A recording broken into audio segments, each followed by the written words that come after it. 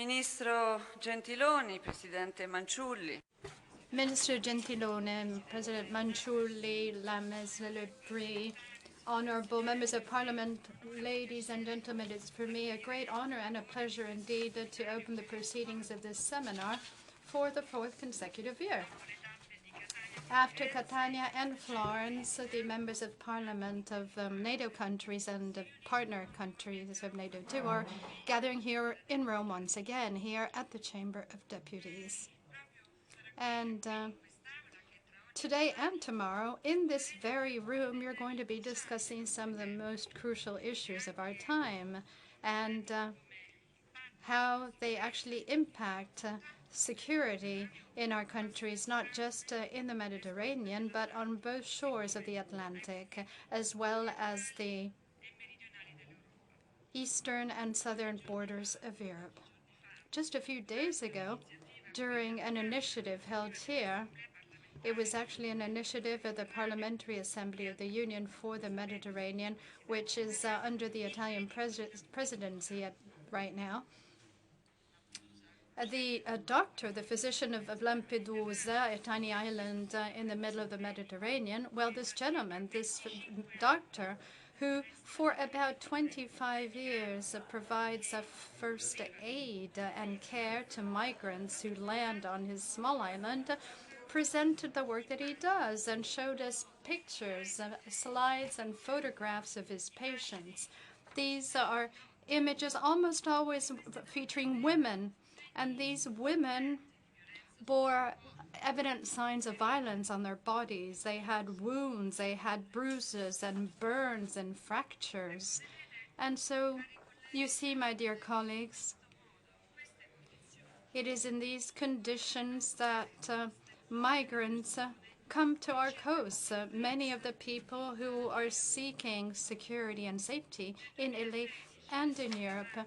In 2016, in the Mediterranean, or the Mediterranean rather, claimed the highest number of men, women, and children fleeing wars, persecution, and poverty. We're talking about over 3,700 people. That is quite a striking figure, including at least 600 children, 2 per day. From the beginning of the year, 2 each day have lost their lives in our sea.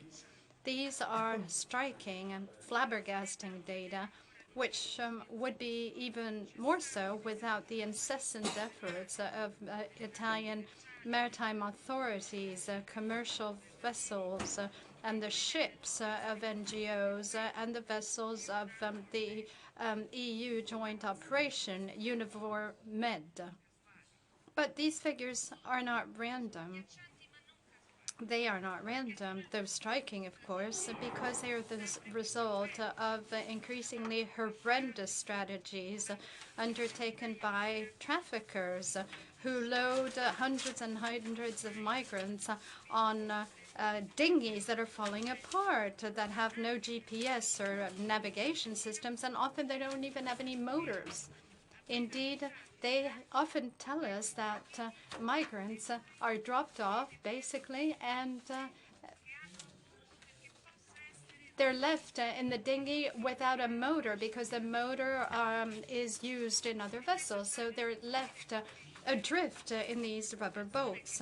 And this endless strategy affects people who come from month-long or even year-long tragedies. Those who die in the Mediterranean have not only left behind them their own home and their affections, their relationships, their certainties, but they've already survived another trial. They have survived the crossing of the desert, not to speak of the abuse of traffickants. In most cases, they have left behind them the hell of Libya today, a country where bands of militiamen collaborate amongst themselves only exclusively to share out the booty deriving from migration flows, and where anyone who has a Kalashnikov can decide on the life and the bodies of migrants and refugees. They can do whatever they want. A country where women who decide to leave know that in order to reach salvation in Europe, they're going to have to pay a terrible additional price, which is called rape, systematic rape, as an instrument of submission. Of these women, children, and men, we must talk. Whenever we're talking about better management of migration flows, it is they that we need to bear in mind, and we need to restore them a face, a dignity, because we're not only talking about numbers or statistics or figures. Of course, border control is necessary, but it cannot happen without bearing in mind all of this and without the more stable countries decide to be directly involved, instead of delegating the responsibilities to others. Among us, we have representatives from parliaments of countries that are very small who welcome millions of refugees. Countries that, with surprise, my dear colleagues, with amazement, have watched the reaction of Europe. Europe, which is a continent of 500 million people, they have watched Europe grind to a halt because of the arrival of just a few million people. And in this room, we also have representatives of states, of countries where hundreds and thousands of people leave from. The countries that see their children and their youngsters often flee. These are countries that cannot provide safety or security, because you see, security is not exclusive to some people, but it should be a right to all. And in order to reach Europe, they expose themselves to all sorts of risks and dangers.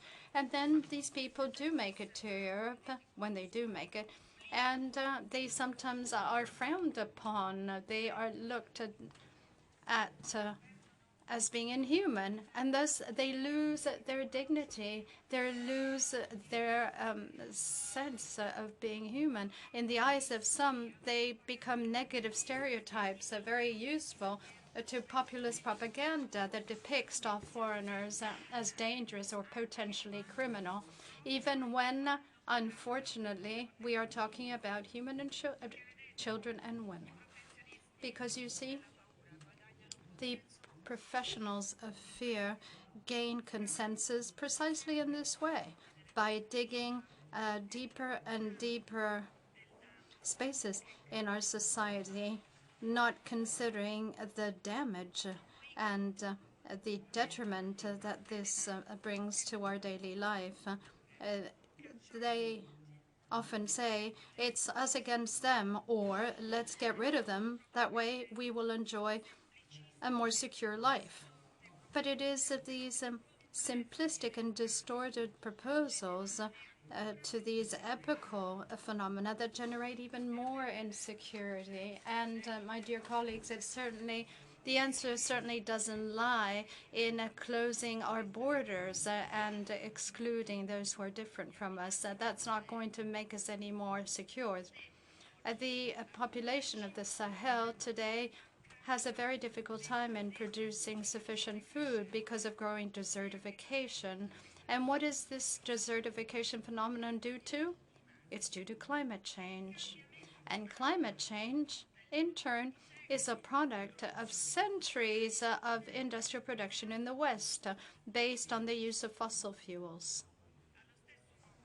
And by the same token, in a globalized world, our inaction, our non-action in the face of the horrendous carnage that happens on a daily basis in Syria will have an impact in our countries through refugee flows and the effects of the jihadi propaganda that takes hold in every corner of the world, that has no borders, and that points to us as accomplices in the massacre of innocent civilians. And so the answer to all this cannot exclusively be based on security, although military action, which is so necessary to free Mosul from the control of Daesh, obviously plays an important role in defeating those that aim to destroy our common Euro-Mediterranean civilization, whose roots are millenary. And just 2 weeks ago, I had proof of this on the occasion of my official visit to Albania. Albania today is a stable and democratic country, and it is in the Balkans, as we know, a regional context which is characterized by nationalism, inter-ethnic tension and strife, and an Islamist radicalisation, which seems to be more and more widespread. So in the past decades, Albania made great progress thanks to the European project and the prospect of being able to join the Atlantic and the European space. Today, we mustn't turn our gaze from this region, that of the Balkans, because even recent history, unfortunately, has taught us that a small explosion in the Balkans can have horrendous consequences and contaminate the rest of the European continent.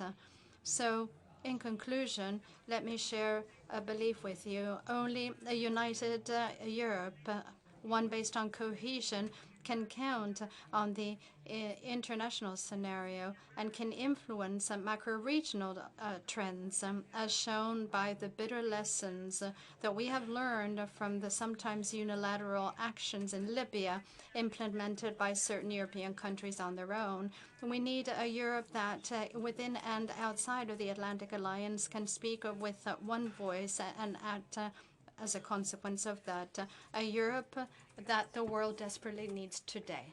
Thank you.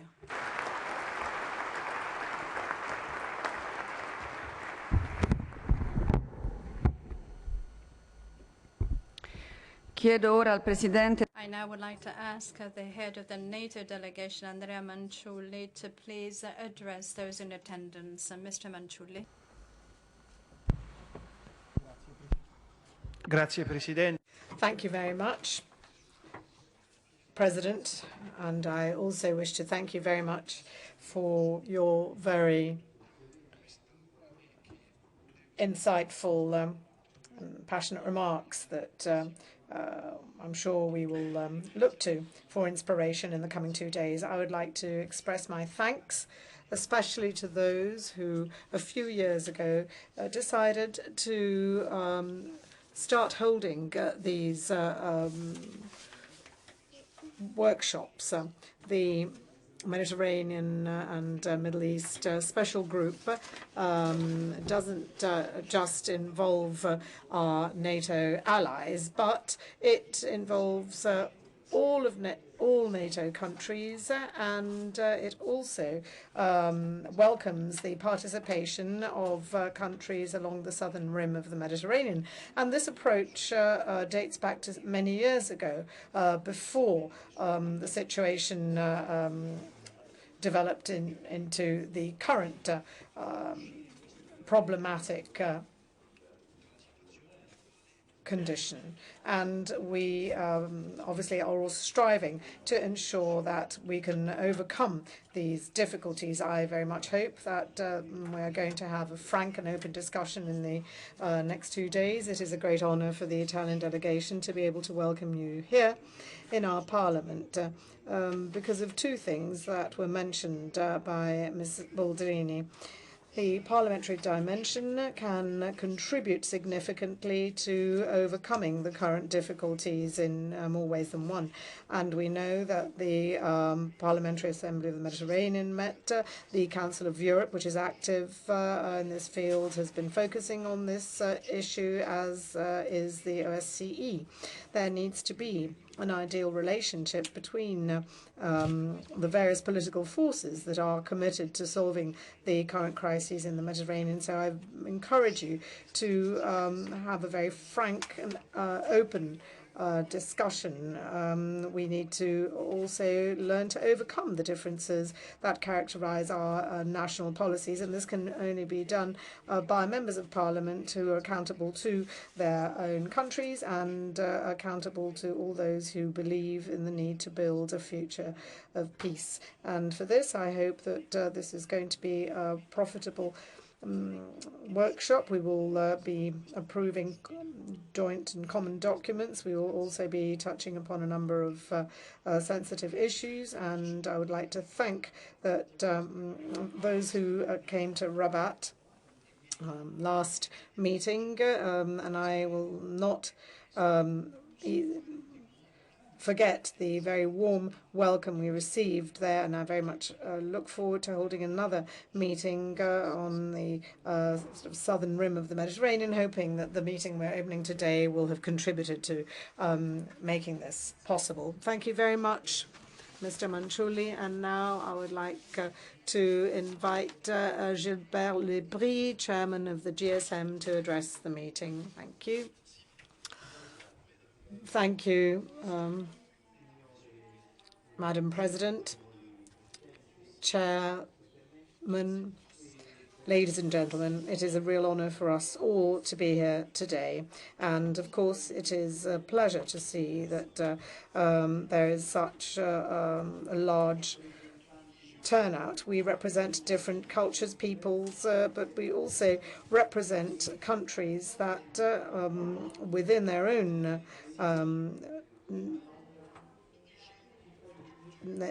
national borders obviously have citizens with different backgrounds and cultures, and this is the strength and pride of our civilization. The Mediterranean unites us, and it is at some points no wider than a river.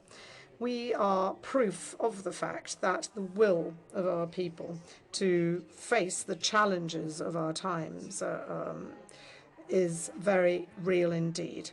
It is through our participation, our active participation in this workshop, that we can demonstrate the power of dialogue, openness and democracy. I wish to remind you that the aim of the GSM and of the Parliamentary Assembly of NATO is to focus on two main priorities of Mediterranean dialogue. Firstly, we need to enhance our political engagement vis-à-vis the Middle East and North Africa. We also need to identify those forces that can facilitate the establishment of peace and stability in the spirit of democracy under political and parliamentary oversight in terms of security and defense. The most urgent objective is to collectively answer the challenges and meet the challenges that we have to tackle. We know that there are many threatening challenges. We know that the battle in Mosul obviously is an important achievement, but we have not completed this process. Furthermore, we know that once we will have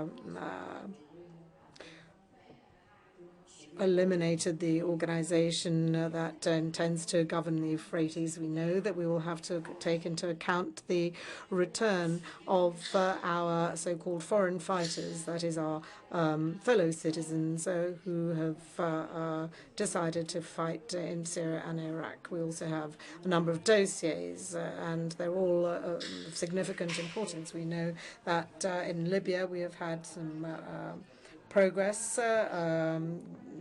and we know that we have Mr. Fayez al-Sarraj's government attempt to carry out a coup d'etat failed, but the situation hasn't been stabilized. And as Andrea will point out, Daesh is still present, even though, of course, the military challenge has been weakened after their loss of Sirte.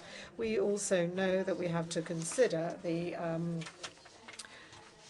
role of Russia. We all are familiar with the need to address Vladimir Putin with firmness and dialogue. We know that he did not come to Paris to inaugurate the new Orthodox Cathedral. The ceremony took place in his absence. This is because the French President of the Republic and the French government were very clear. The message was, if you come to Paris, we intend to discuss Syria and the bombing of Aleppo, war crimes, and the reasons for Russia's veto when France submitted its resolution to the UN Security Council.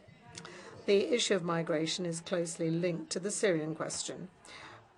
The political settlement that will sooner or later will be achieved will determine whether refugees, or most of them, will have to return to their countries of origin or not. And this is an essential issue that we have to take into account. And I would like to pay tribute to the countries that are Syria's neighbors, Turkey, Jordan, Lebanon, because they have welcomed millions of refugees in very difficult conditions. We know that some of these countries have, as a consequence, been destabilized, and this obviously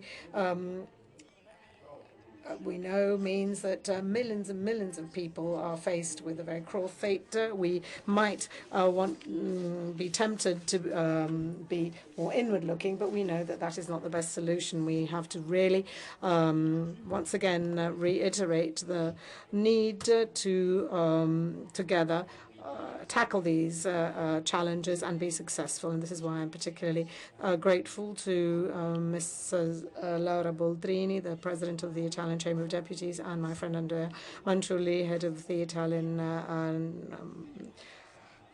Delegation to the NATO Parliamentary Assembly. I would like to thank them for having organized this workshop in Rome at the Italian Parliament in this wonderful venue, and I would like to thank them for having brought us here to address these critical issues. I would also like to take this opportunity to welcome the Moroccan delegation and the staff of the Moroccan Parliament for the excellent workshop that was held last April. We are aware of the difficulties that I'm sure the organisers had to overcome, and I would like to thank them. I would also like to welcome Karl Lammers, former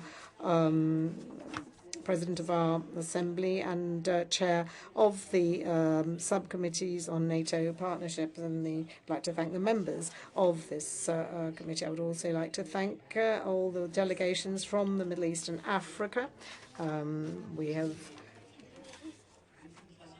been pleased to see that many have attended. In particular, we have the honor of the presence of His Excellency Abdul Rauf Ibrahimi, Afghanistan, His Excellency Aram Mohammed Ali, Iraq, and His Excellency Khalil Tayyib from Mauritania, and His Excellency Yahyel Ilibar, Vice President of the Knesset. Several members of the Italian government will honor us with their presence, as will many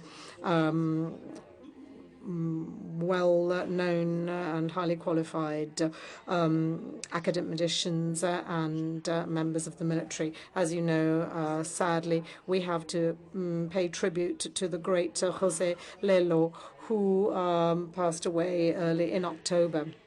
He was an extraordinary member of our group and a wonderful, wonderful president. He will be missed by us all, and I would like to pay tribute to his legacy. I hope that you will all participate actively in our debate, and I would like to remind you that not just members of Parliament, but also invited speakers and observers have the possibility of asking questions, making comments during the question-answer sessions, and of course we will make sure that everyone has sufficient time. I would like to hope that we will make the most of this opportunity we have of coming together and engaging in a fruitful debate. With this, I end, wishing you all a very successful meeting. Grazie, Presidente Lebris. Chiedo adesso al Presidente della...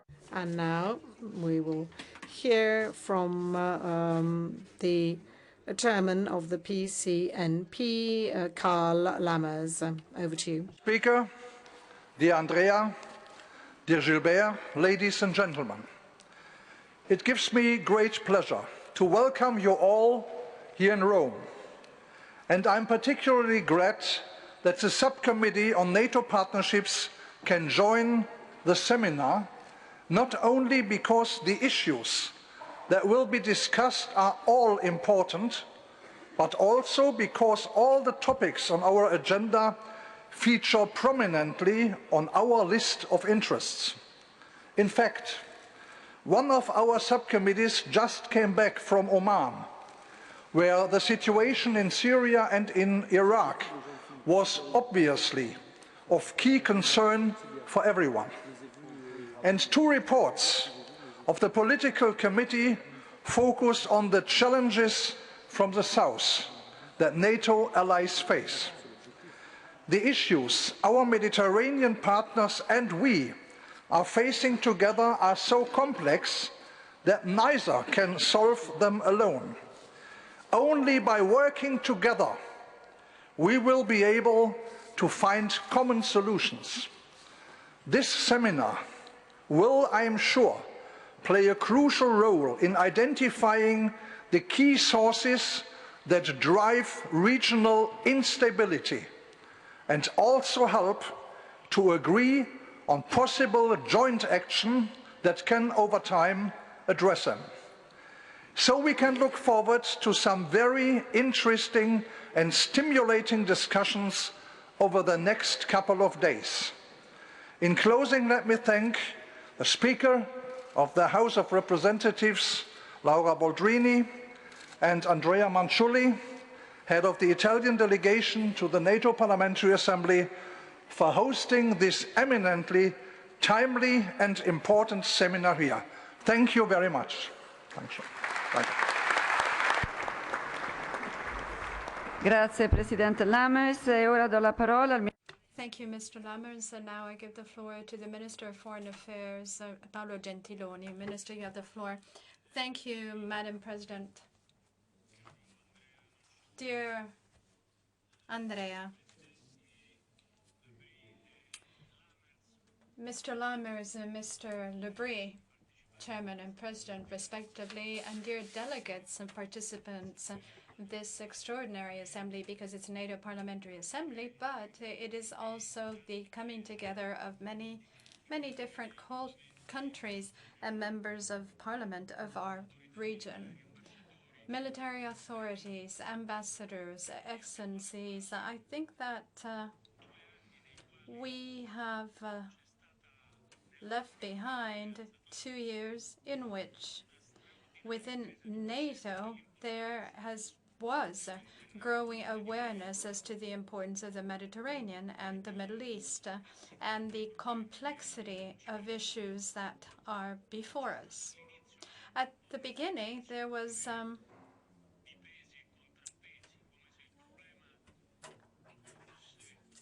a shifting, really, of focus. It's as if the endeavor was being made by NATO to balance the issues that it grapples with in the south and the southern shores and in the east. And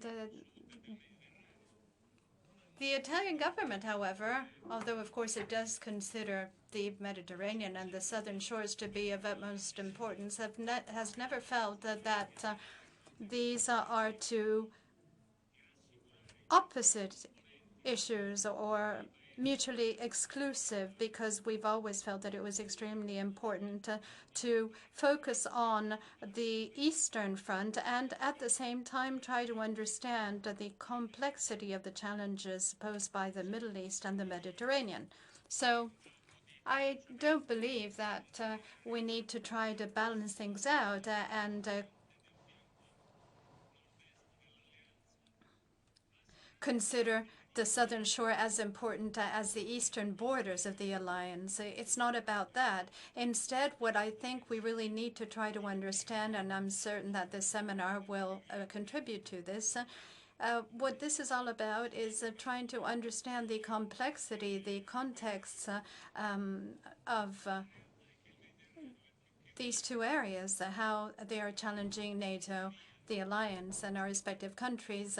The truth is that the Mediterranean for centuries has been the crossroads of religions, and it's the coming together of three continents, Asia, Africa, and Europe. They come to a crossroads there, but now it's also become the crossroads of major risks, but also, as I always like to stress, the crossroads of the coming together, in other words, of extraordinary opportunities for Italy, for Europe, and for our respective countries. There is no doubt about the fact that we are faced with major challenges, of course, and risks. We have local crises, but we know that these local crises go well beyond their own borders, and they impact the whole region. I'm sure that if questions come up, you will be able to discuss that particular aspect today and tomorrow. And I'm thinking about the Yemen and Syria and Libya and the conflicts that have broken out in this region. And the local crises, I think, are now exacerbated by an additional risk, the fragility of certain states. The U.S. president said something at the last General Assembly of the UN. He said, for too long, we've devoted most of our attention to what we defined as evil states. And now, instead, he went on to say, we have to realize that perhaps even more dangerous threats are coming from the failed states. So I was saying that in addition to local crises, the risks that we are confronted with come from fragility, and sometimes failed states. And there are also phenomena of a general nature that actually affect all of our countries. On the one hand, of course, I'm referring to the terrorist threats because the threat of jihadi terrorism and Daesh and the various names given to terrorist groups. We know that this is now a threat that spans, that goes from the Gulf of Guinea to the Gulf of Bengal, spanning a huge number of countries, and it is something that we necessarily must counter at a military level. But not only that, we also have to be aware that this is a threat that has penetrated our very society, our European societies. This is not just an external phenomenon so that we can perhaps step up our intelligence and military capacity.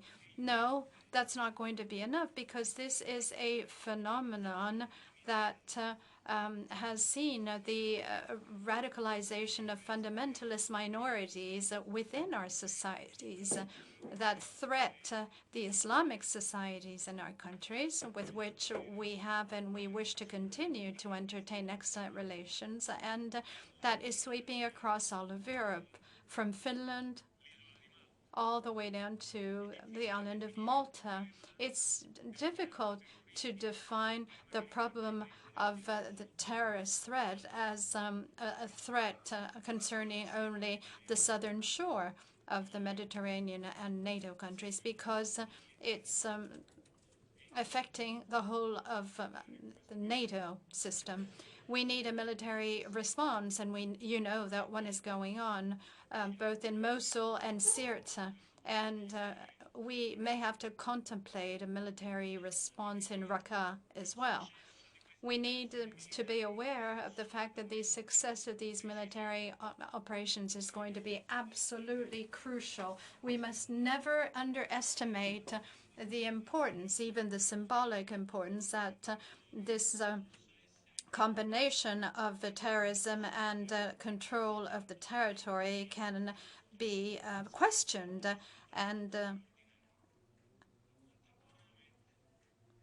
considered as being part of history and of the past. Nevertheless, we must be cognizant of the fact that military responses are not sufficient, and Italy is well aware of this.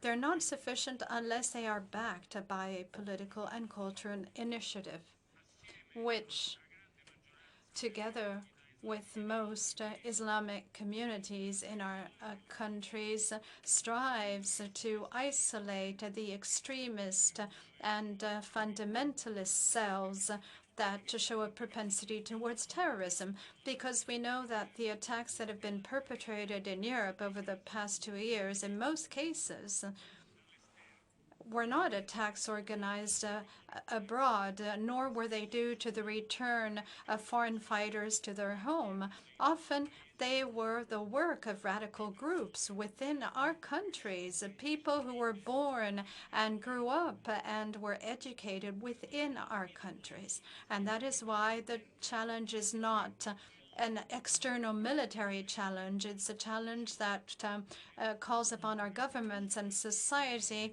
to take measures, and it also calls into question our ability to isolate extremist and fundamentalist cells of society. Also, we have to isolate and counter terrorism financially. We have to get at the links and connections, and there are many different facets of this battle that we need to continue to develop together. Terrorism on the one hand and migration flows on the other. And the President Boldrini talked about migration flows with words of passion and quite at length. So let me just very simply confine myself to saying that in March, Europe, as you know, reached an understanding, an agreement with Turkey, and it has produced useful results thus far, useful in terms of stemming migration flows. I hope that it survives and it continues to be implemented. But let me tell you that the idea that that agreement has solved the migration issue in Europe once and for all is totally wrong. And this is not Italy's point of view. I mean, it would be a grave mistake to consider this as the point of view of Italy. Of course, Italy, more than any other European country, is bearing the brunt and is providing not only a home to migrants, but also rescuing them at sea. And it is the destination of a large number of refugees that cross the Mediterranean. But the idea that this might be Italy's task and duty is really poison, a poison that can undermine the very foundations of the European Union and its way of operating. I mean, if we accept the principle whereby the individual countries that are exposed to the risk of migration because of the geographic location that they find themselves in, if we accept this principle, and by the way, this it'll be Italy's turn today and somebody's turn in the future. So if we accept the idea that these countries may be left to their own devices in coping with this emergency, then we're making a huge mistake. And it's not only a political mistake, it's a cultural and maybe even historical error. It could be something that might subsequently challenge the principles of our coexistence and unity. And this is why I believe that it is of paramount importance for Europe to undertake a common and joint effort, not only to work with those countries that are in the front line and that are directly involved in hosting migrants across the sea, but to collaborate first and foremost with the countries of the region. that are mostly dramatically affected by massive migration flows. I'm talking about larger countries like Turkey and smaller ones like Tunisia, Jordan, Lebanon. Today, these are countries that deserve the solidarity of the Euro-Atlantic Partnership. We really need to develop further solidarity if we wish to guarantee the stability of our region. I was saying, and I'm about to conclude, that the Mediterranean is also the crossroads of many major opportunities. We mustn't lose sight of this. We mustn't only focus on the visible part, which is the chaos and risk of instability and distress caused by terrorism and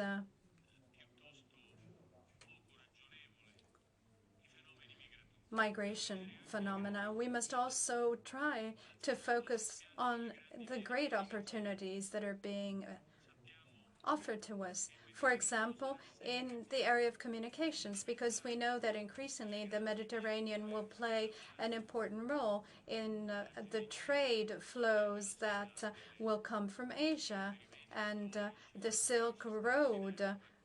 That's obviously a symbolic picture, but it is reality. I mean, trade flows have always and will continue to come from Asia to the Mediterranean, thus making our ports, our territorial waters, and our economies increasingly important.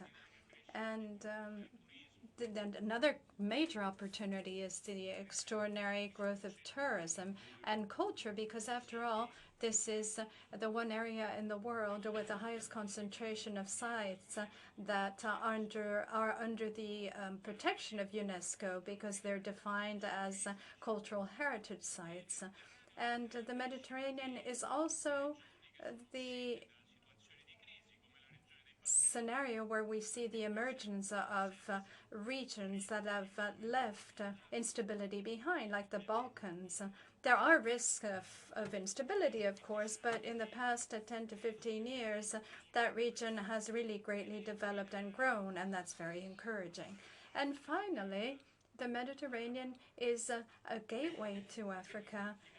It is the place from which we look to that great continent, which some defined 20 years ago as a lost continent, which instead is different now. It's become, well, of course, it is a continent full of contradictions and diversity, but it's also one of the hopes, or one of the places where the world rests its greatest hopes, economic hope, a hope in reducing the number of disease and conflicts, the hope to develop technologies, and women's empowerment, and the development of renewables. In a word, we look to Africa with hope.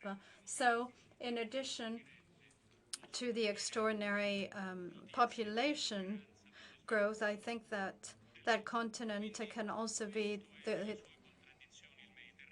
cradle of extraordinary hope and progress for the world. So this is the context before us.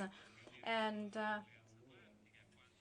NATO, and here, of course, I'm directly addressing the Euro-Atlantic Alliance. Atlantic Alliance, rather. NATO has to really grapple with very difficult tasks, the first of which is to understand in the best possible way the great complexities and challenges that come from the situation today.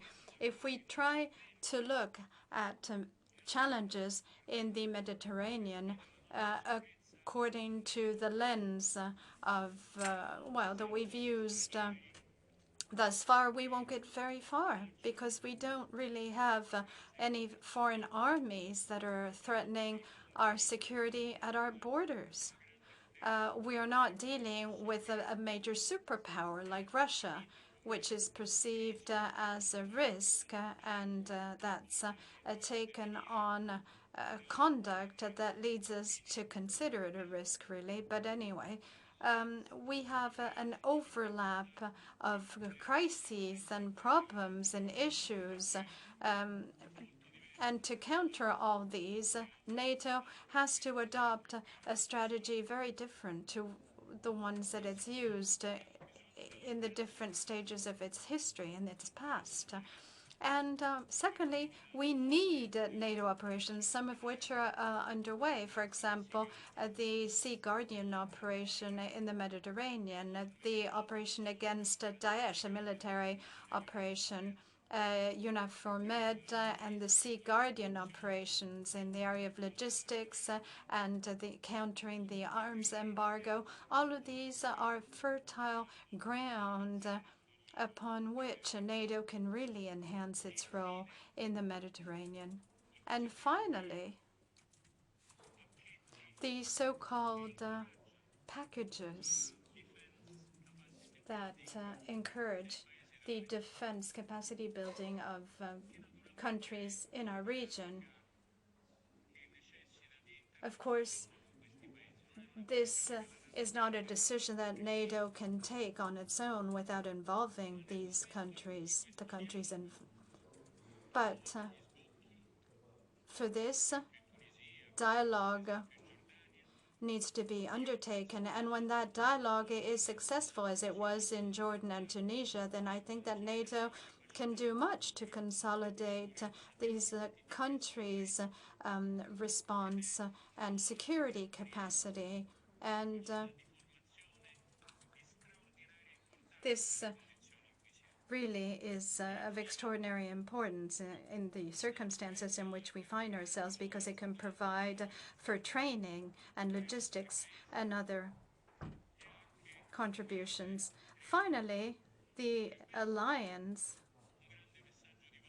brings, I think, in our countries a great message of values. We must never forget that the Atlantic Alliance came into being as an alliance of freedom, and that this value, i.e. countries coming together to defend themselves, of course, against the outside world, to promise the solidarity of others vis-a-vis external threats.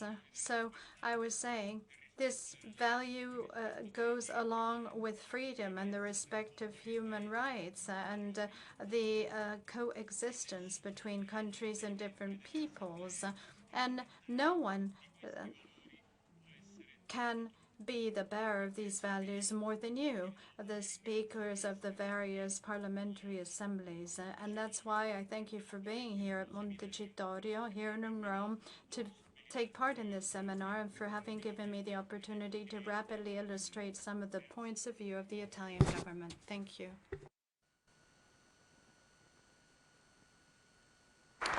Grazie. Thank you very much, Minister Gentiloni, for your insightful remarks. And now we have a question and answer session. I will hand over to Mr. Lammers. So I would like to ask him to take my place as chair of our meeting. Thank you very much.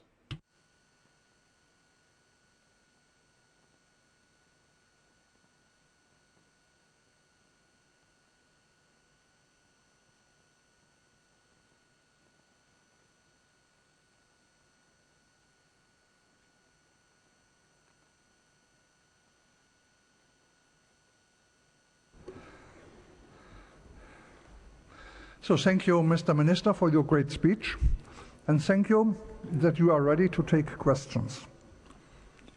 First of all, I thank Madam Speaker. It is a great honor for me to take her share here in this great, venerable institution. So now we turn to the questions and answer period, and I ask you for questions, and I have, the first is from Mr.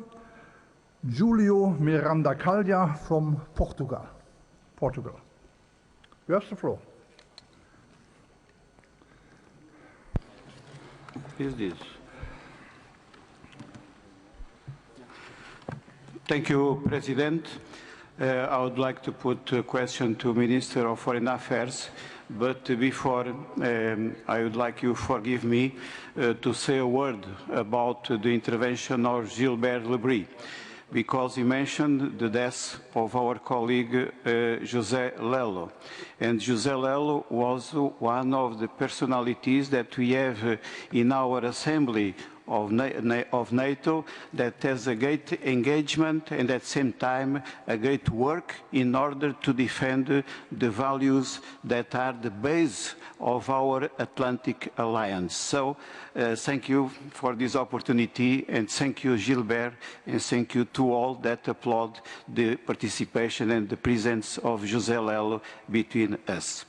To the Minister, I would like to put the question, but before, I would like to say a word of solidarity with Italy, because in this subject of refugees, we understood very well what happened in Italy. We remember the beginning of all this way that begins in Lampedusa. We are in our eyes and our spirit what happens there and what was the way that Italy faced this great problem.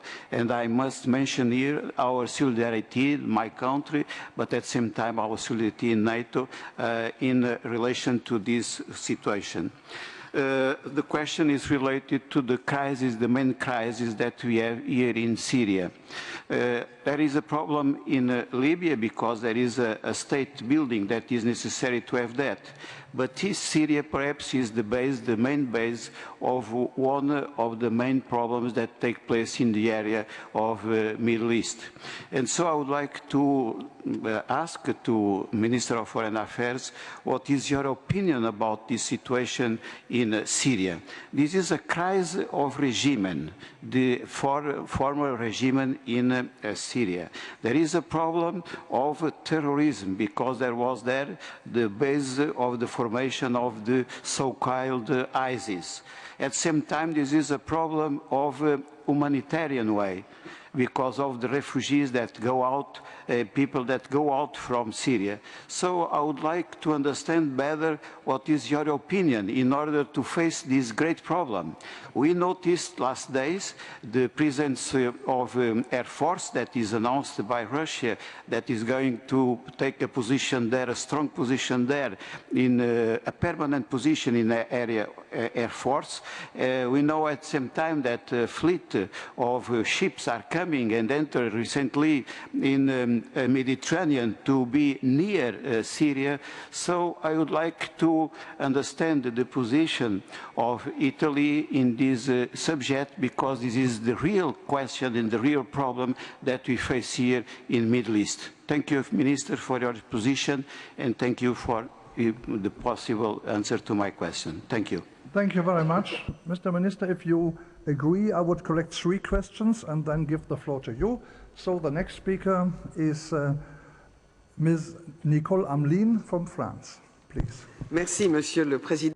Thank you very much, Chairman. Thank you, Minister, for your remarks. I, too, would like to welcome all of the representatives from Mediterranean countries who are in attendance. We share the same history and the same fate. I would also like to thank the Italian delegation for having welcomed us so warmly, and I would like to also congratulate Italy for its efforts to welcome so many migrants to avoid tragedies from I would also like to say that the agreement between Turkey and Europe is proving to be fruitful, and I think that our role is also to implement the road plan of the Warsaw Summit, which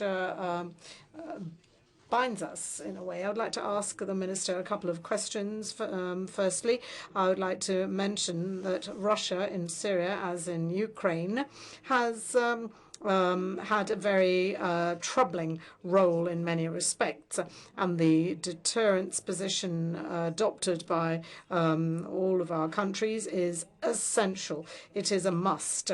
This notwithstanding, however, we need to pursue dialogue. I would like to understand how do you think we can continue a dialogue between NATO and Russia within the framework of the Council? And then to strengthen and enhance our presence in the Mediterranean, we have to strengthen and enhance the assets of the Union. You have mentioned the French initiative, and we also believe that the interactions between NATO and the European Union, as expressed in Operation Sophia, could actually represent an example for the future. We have enhanced and strengthened as an assembly our partnerships in this region, but we have to take this a step further. We need a comprehensive approach, including military, economic, and civilian aspects. My question is the following. On the eve of the 5+5 dialogue, what are the priorities that you have identified in order to implement our enhanced commitment and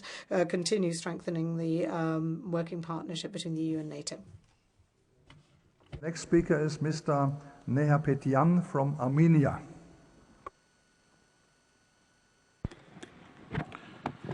Minister Gentiloni, thank you very much for addressing such important audience on evolving challenges in the MENA region. Since September, the fight in Syria has again intensified, and Aleppo became one of the key targets of terrorist attacks. By the beginning of October, 9 Syrian Armenians, also children, were killed in rocket attacks in Aleppo, which caused new wave of refugees to my country, Armenia. The new wave of terrorist attacks raises serious concern for the future of Christian people residing in Syria. My question is following. Considering that the Syrian crisis has no immediate and short-term comprehensive solution, what role do you see for the UN, the European Union, and NATO to ensure immediate safety of the Christian population in Syria? Thank you. Thank you very much, Mr. Minister. The floor is yours. Well, thank you. Parlo in Italiano. I will speak in Italian.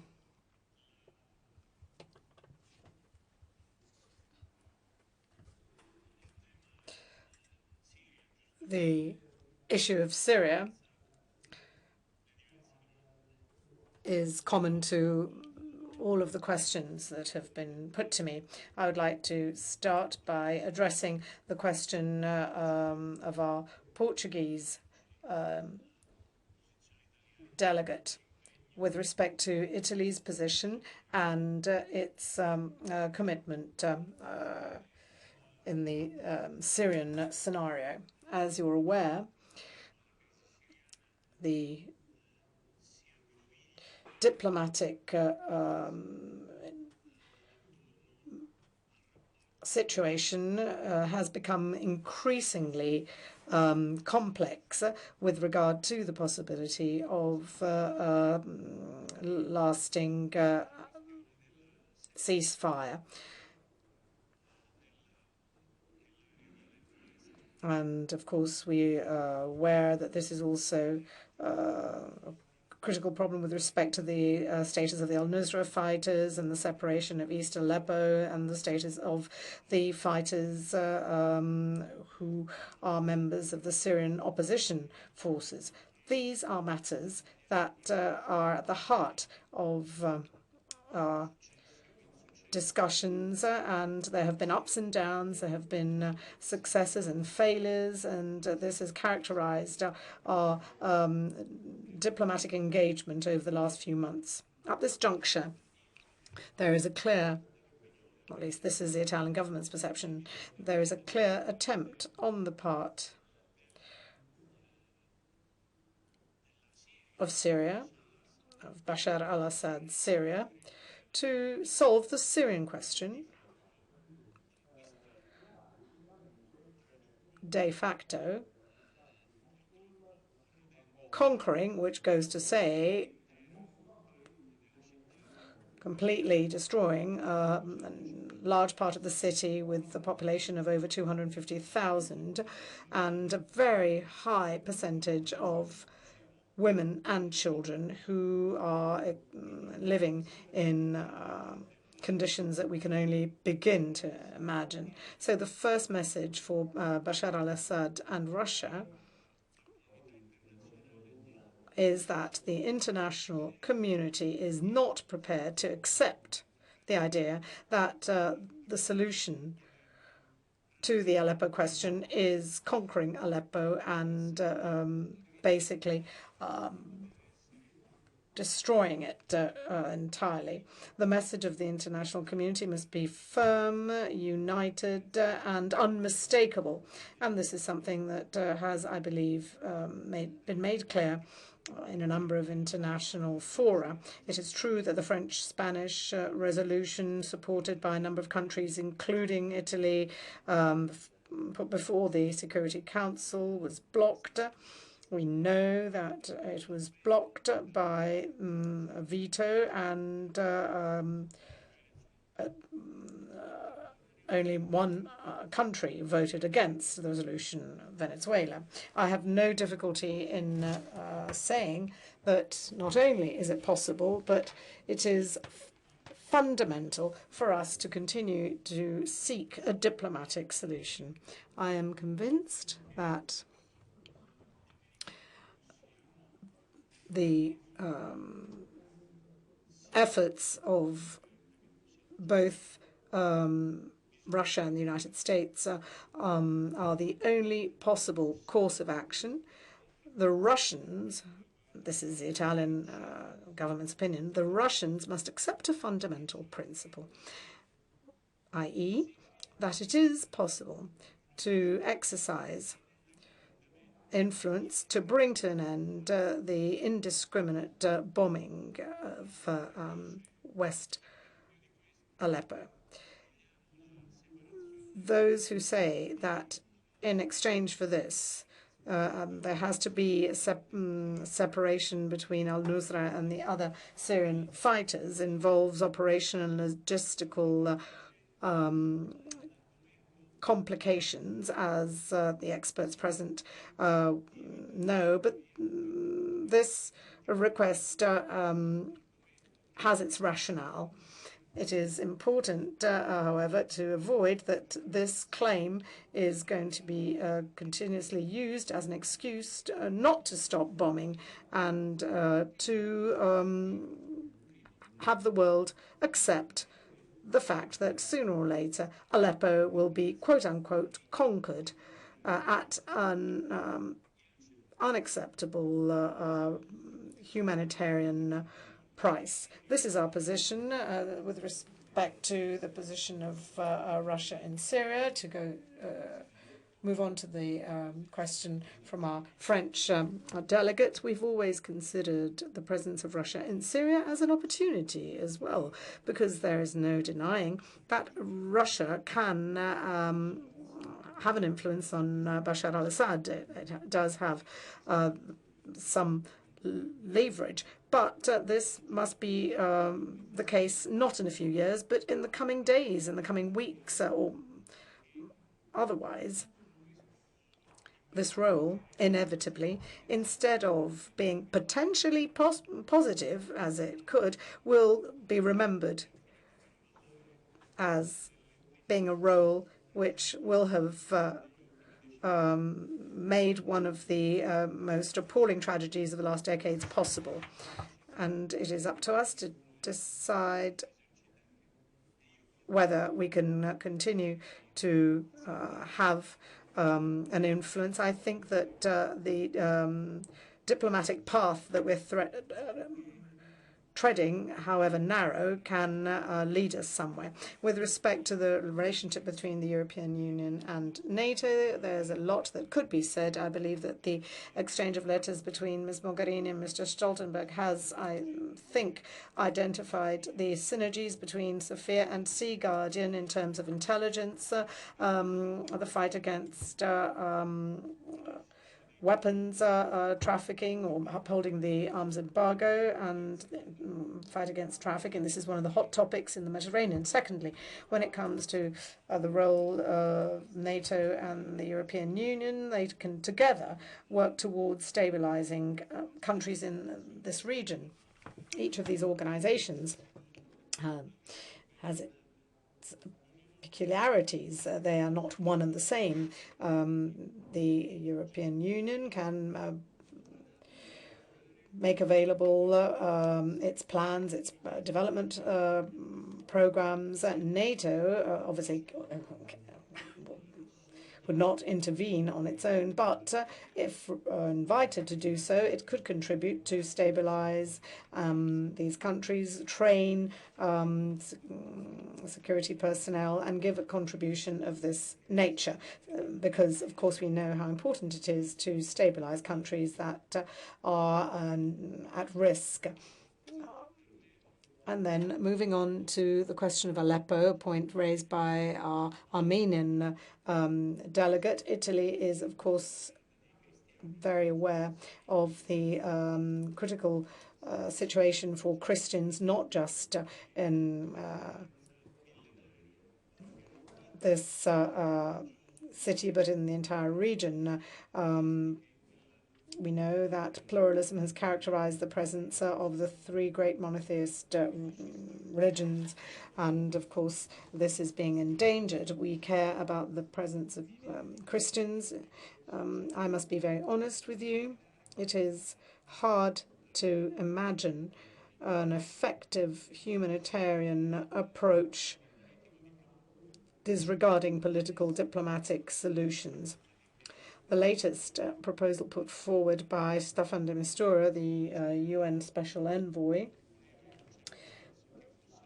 who suggested that the United Nations could guarantee the separation between al-Nusra and the rest of the fighters, accompanying the al-Nusra fighters from East Aleppo to Idlib, is a humanitarian solution, but either it is based on political diplomatic grounds or else it will not come to fruition. And we saw this in recent days, unfortunately, when Russia, and we appreciated this, put pressure so that there could be limited ceasefires on certain days and at certain times of day. And this brought some relief, but in substance, there has been no change in the humanitarian conditions. So in order to find humanitarian solutions, we have to find political diplomatic solutions. No one will allow the Red Cross in or the humanitarian convoys of the UN unless these solutions are found. You will not surely ignore the fact that 18 UN vehicles were bombed only a month and a half ago, and this caused the death of some of the drivers. So there has to be a diplomatic political basis for humanitarian aid to be delivered. Minister, may I ask you, are you ready to give an answer to 4 more questions? Yes, thank you very much. So the next speaker is Ms. Topali from Albania.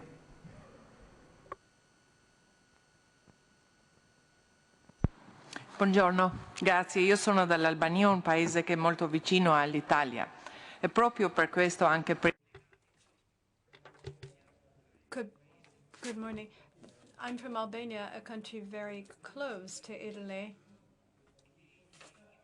Every day I see on your television images of migrants and refugees coming into Italy, and I really do applaud the great humanity and humaneness shown by your country to save these refugees. Of course, I'm very moved by all this because I come from a country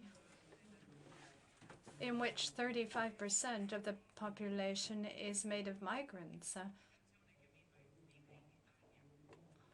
And a lot of people have come to Italy.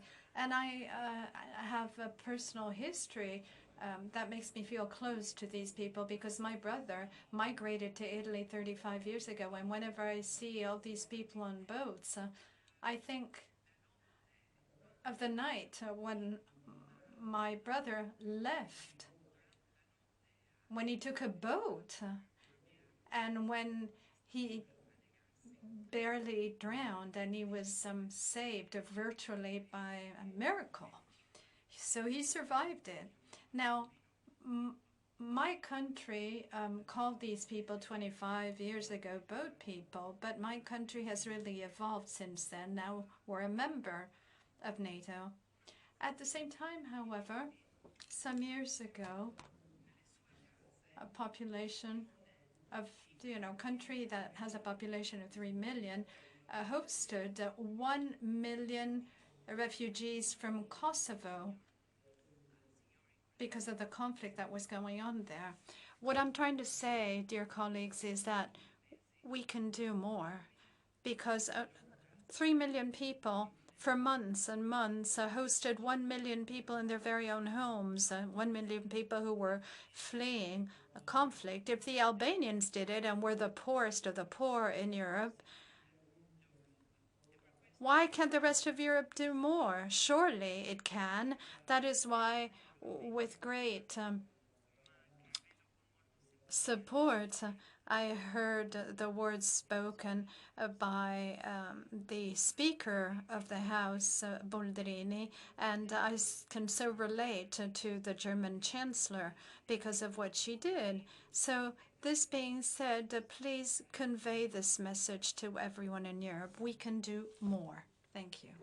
Thank you very much. The next speaker is Mr. Ibrahimi from Afghanistan, and I think you all understand that I have to close the list now, and please keep the 2 minutes you see on the clock. Mr. Ibrahimi from Afghanistan, please.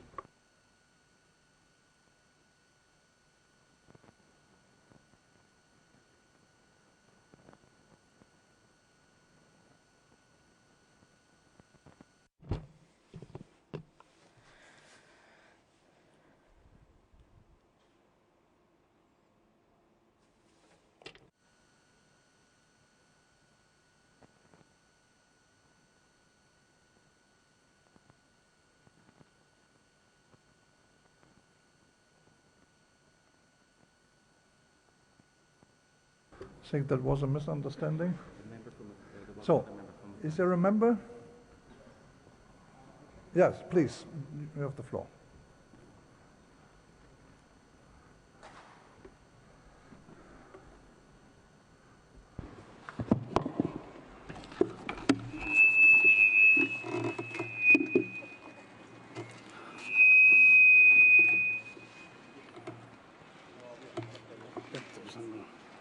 Thank you, Mr.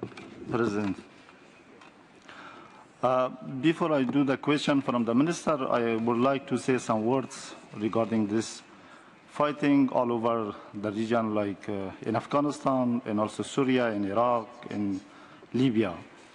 As we all know, in the last 15 years, the stability fighting against the terrorism, instead of distinguish or reduce the tourist activity, it grows day by day because of some the decisions taken not according to the region. For example, why fighting is growing in the Syria and Iraq? Because it has another reasons.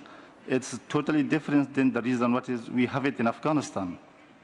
In Afghanistan, we are fighting with terrorism, Taliban and Daesh, because we are fighting with the tool, not with the countries. They are harboring the tourists, they're supporting the tourism, they give financially support the tourism.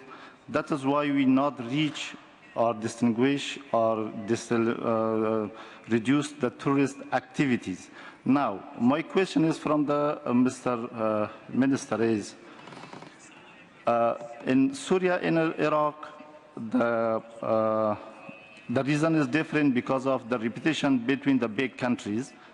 Why you are not taking serious action or steps to solve the problems between these countries or interfering in these two countries. And regarding to Afghanistan, why the countries, European Union or the international community not taking action against those countries? They are harboring the terrorist activity, they are supporting the terrorist activity, they are supporting financially, technically, and through the army and equipments. About the refugees, as you know, all the refugees come from the regions.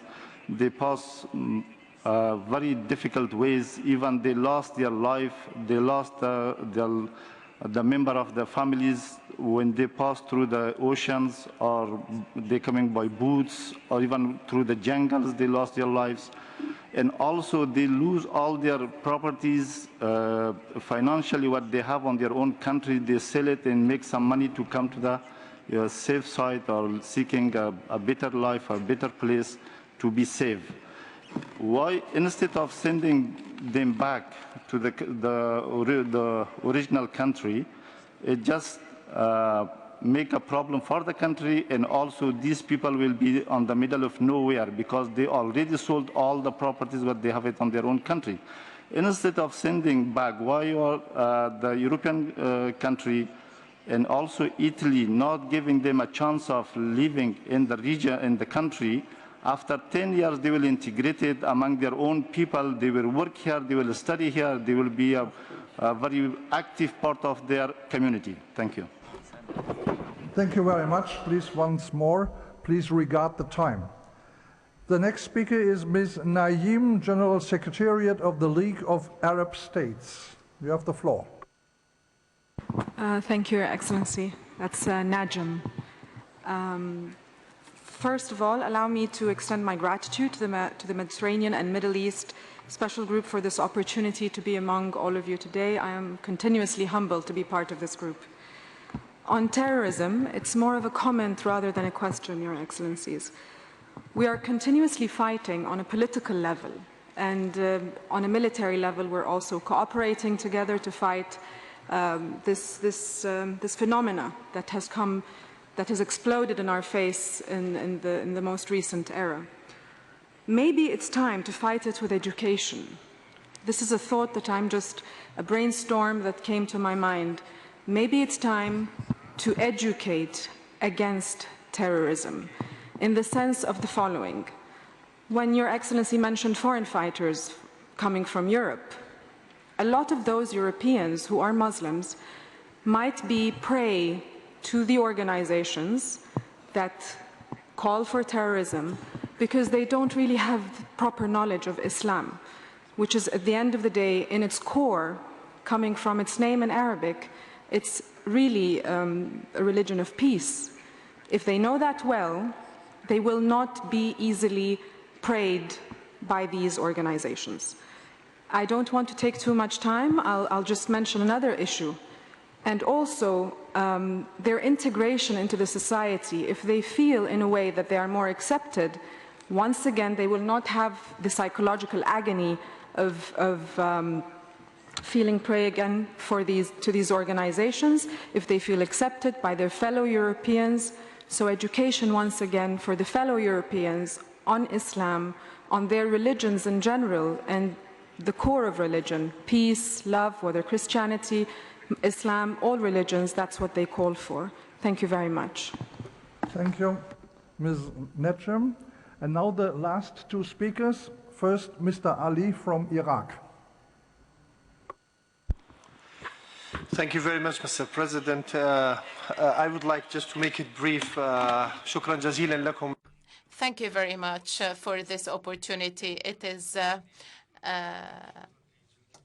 a pleasure and an honor to be here. I thank the GSM, and I don't want to take long, and I will try to be brief and raise my question to the Minister for Foreign Affairs. I believe he needs to reach out for his headphones. I'll switch to English, says the speaker. I don't want to repeat what's been mentioned in the questions, but I agree totally with you. A part of the stability and having stability, or let's say combating terror, is need of two things. One of the military actions. This is somehow there is no way to combat terror without any kind of the military actions. This is true.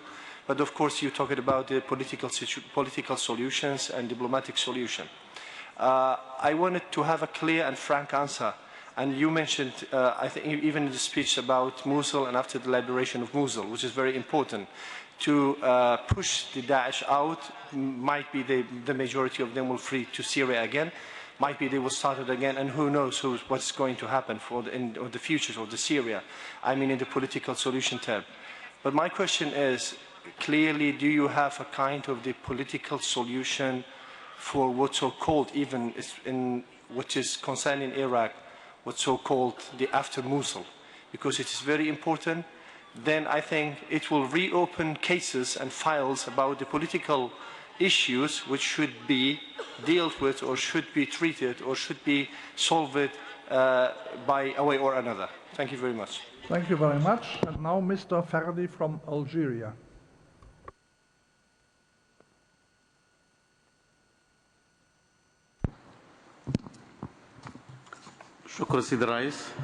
Thank you, Mr. President. I extend my thanks to Her Excellency, President of the Chamber of Deputies, and I thank the Minister for Foreign Affairs. I have a brief question. Your Excellency, you have mentioned drying up the funding sources for terrorism. We see the opposite. We see that ISIS and the terrorists in control of the oil installations in Libya. We know that money is very crucial to war, and since these terrorists have plenty of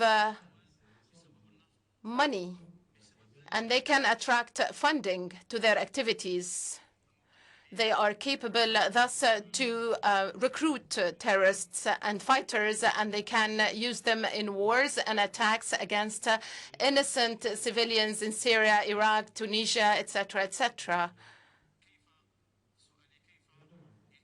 Let me then ask, how can we recover the oil installations and infrastructures to be under the control of the legitimate powers? Thank you very much for your patience. You have the floor. Thank you. Thank you, Mr. Chairman. Albania. Starting with the Albanian delegate's question, Italy's commitment is something that we're proud of. We are proud of our coast guards, of our volunteers, of our military personnel, and as stated by international law, we act because of our humanitarian spirit, but also because we are under obligation to rescue at sea those who attempt to cross the central Mediterranean. We know that other countries contributed to this effort through European Union missions, even though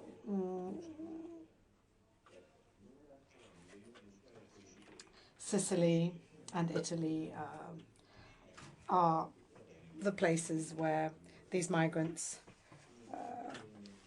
are received.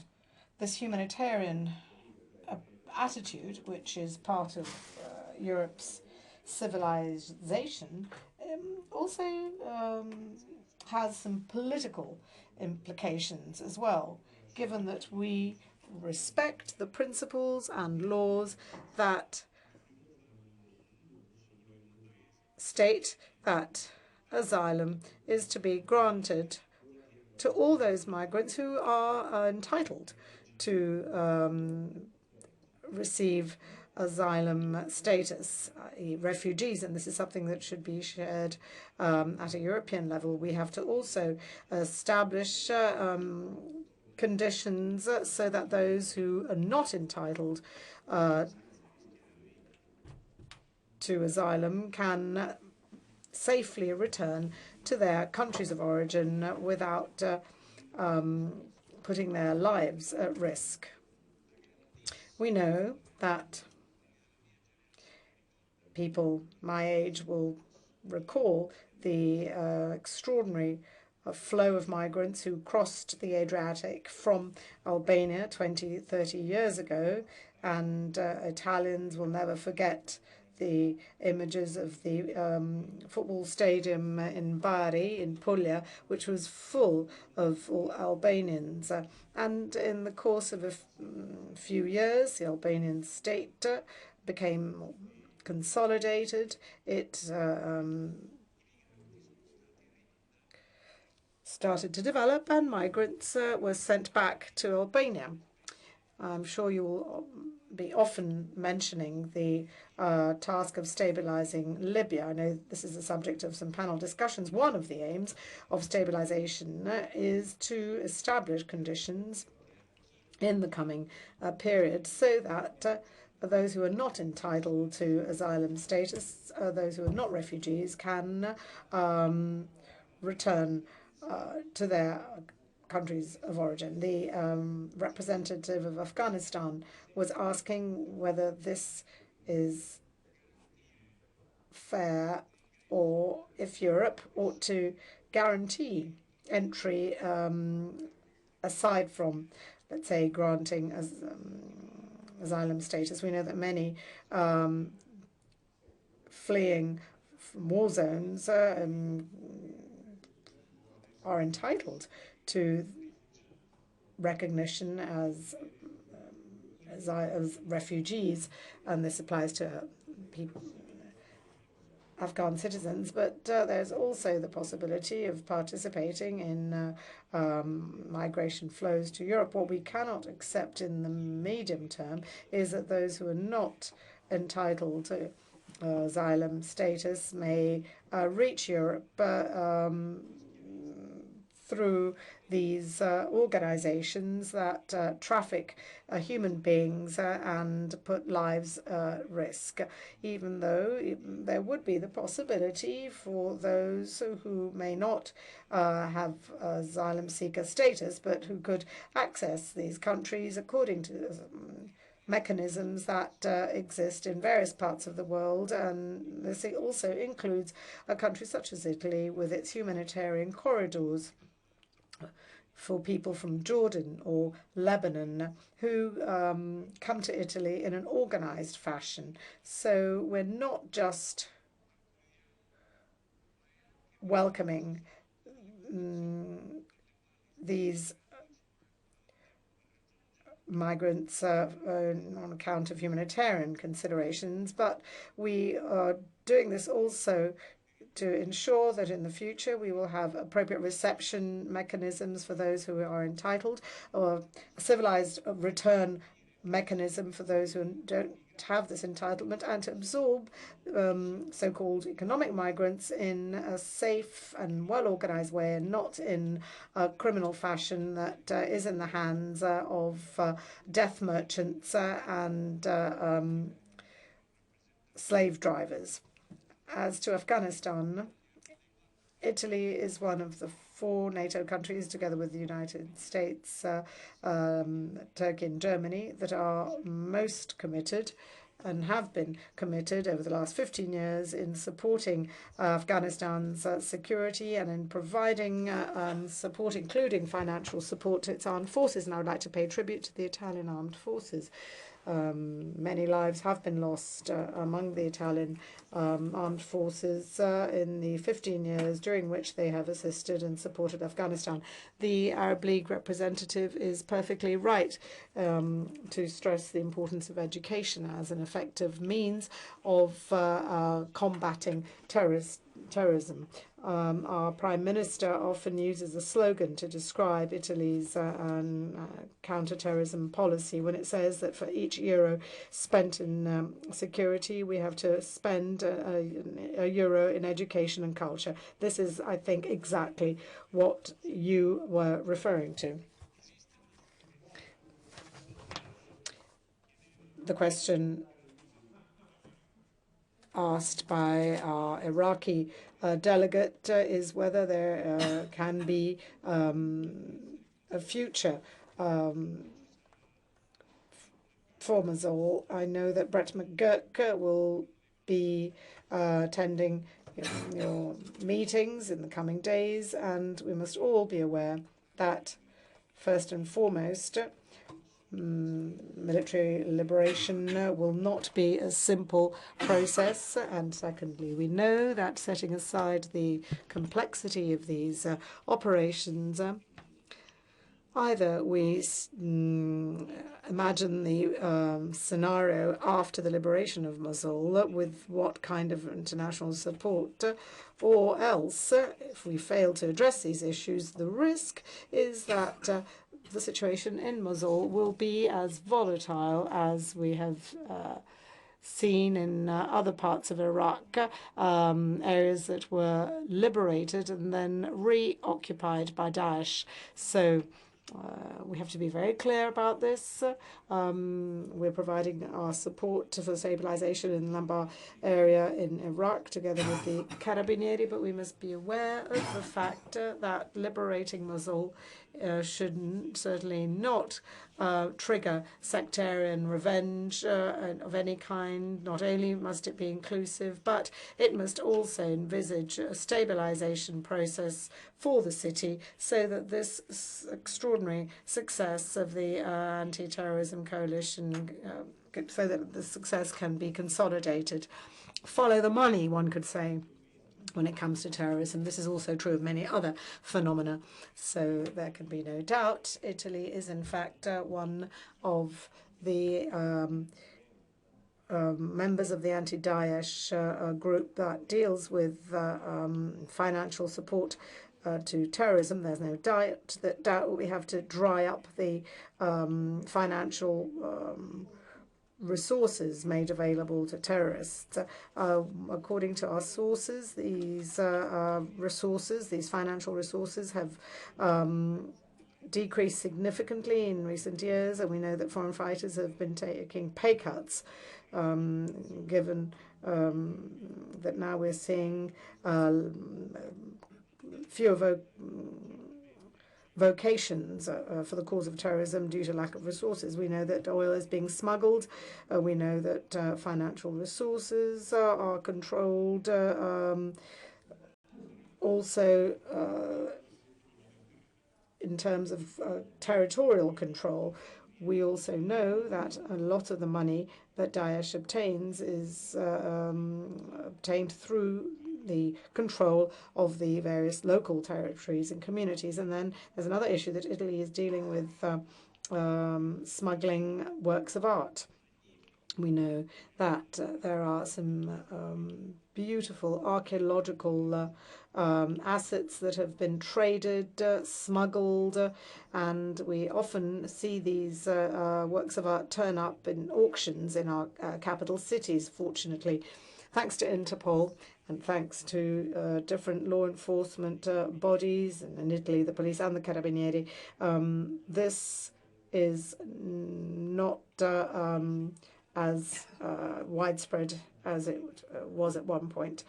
So we're drying up their resources. We have to continue this military battle, but we must also drain the resources. One of you, it was really a pleasure to answer your question. Et bon travail pour les prochains jours. Et arrivederci.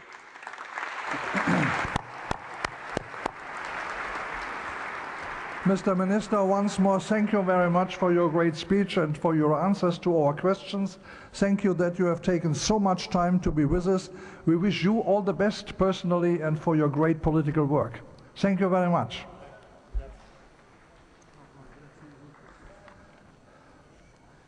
So, ladies and gentlemen, now it is a pleasure and honor for me to welcome the Honorable Abdul Rauf Ibrahimi, Speaker of the House of the People of the Islamic Republic of Afghanistan. You have already taken the floor. Mr. Ibrahimi was born in the Imam Sahib district of northern Kunduz province.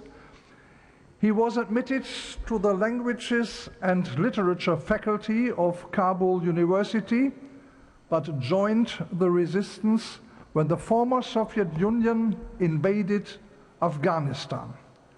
He served in several functions, including commander of 3rd Southern Border Police Zone.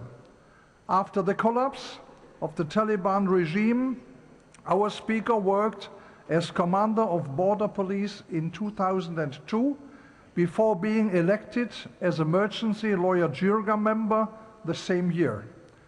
He then was elected to the lower house of the Afghan parliament, the Volesi Jirga. After his re-election in 2010, our distinguished speaker was elected as Speaker of the Volesi Jirga. Your Excellency, it is a great pleasure to have you with us here. We are eager to learn from you about Afghanistan's engagement in the fight against terrorism. Please take the floor.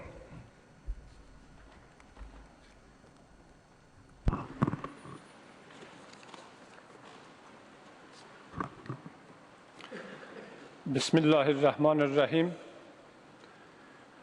Muhtaraman Lara Buldrini, Rais Shurai Milli Italia. Excellency, Madam Laura Boldrini, President of the Chamber of Deputies, Excellency, Mr. Paolo Gentiloni, Minister of Foreign Affairs of Italy, Honorable parliamentarians, ladies and gentlemen, good afternoon. At the outset, allow me please to convey my warm greetings and the best wishes of the members of the National Assembly of Afghanistan and the people of Afghanistan to you all distinguished participants. Today's conference, titled Terrorism and Fight Against Daesh at Global Level, is an extremely important issue for our country, Afghanistan. Taking advantage of the time, I would like to express my profound gratitude to the government and the people of Italy, which is a strong and committed ally of the international community for stabilization of Afghanistan, and wish every success to this joint seminar. It's a matter of great pleasure and honor to be present in this crucial joint seminar on fight against terrorism, terrorism,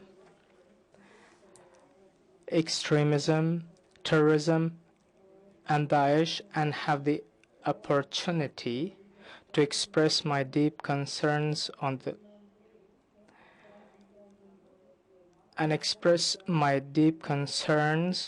the losses caused by the Taliban, Al-Qaeda, Daesh, the Haqqani terrorist network, and other extremist and terrorist groups in Afghanistan. This phenomena has been challenging the global peace and security and creates horror and destruction. For years, our people have been victims of this menace and have suffered financial and physical losses. Still, our country is being destructed and is in war. The suicide attacks, roadside bombs, and mines planted by the terrorist groups kill so many innocent civilians every day in Afghanistan. Our country, Afghanistan, had become a safe haven of the international terrorism 15 years ago. However, since 1.5 decades, our people over the last 15 years, with the assistance and cooperation of the international community, has made significant achievements and has decided to leave Afghanistan towards a stabilized and prosperous country in the future. But some terrorist groups from various regions across the world, with the support and assistance of the intelligence agencies of the neighboring countries in the region, have decided to jeopardize our achievements and transform Afghanistan as a terrorist hub. Currently, while addressing this joint seminar, the terrorists, along with the Taliban and Daesh, with the comprehensive support of the external intelligence agencies, continue their terrorist attacks in different parts of the northern Afghanistan and have been advancing. The Afghan security forces are fighting against the terrorists and their devastating attacks and sacrifice their lives for the sake of our people. Distinguished friends, terrorism is considered as an anti-peace factor, prosperity and progress, and its real mean. We condemn terrorism in the strongest possible terms in all its forms, wherever and whoever carries it, and believe that it's against all religious, moral, and humanitarian values. Unfortunately, a number of countries are not honest in their commitment in the fight against terrorism. Unlike still use terrorism as a means to implement their foreign and strategic policies and provide financial support, training, and safe havens for terrorist circles, which is a flagrant violation of all the values and norms and internationally accepted laws and regulations, as well as the United Nations Security Council's resolutions. Our country, Afghanistan, as a country in the front line against the terrorism, desperately needs peace and stability and hopes to become a trade, investment, and transit connect point in the region where the joint commitments of the international community at the recently held Brussels conference also emphasized over.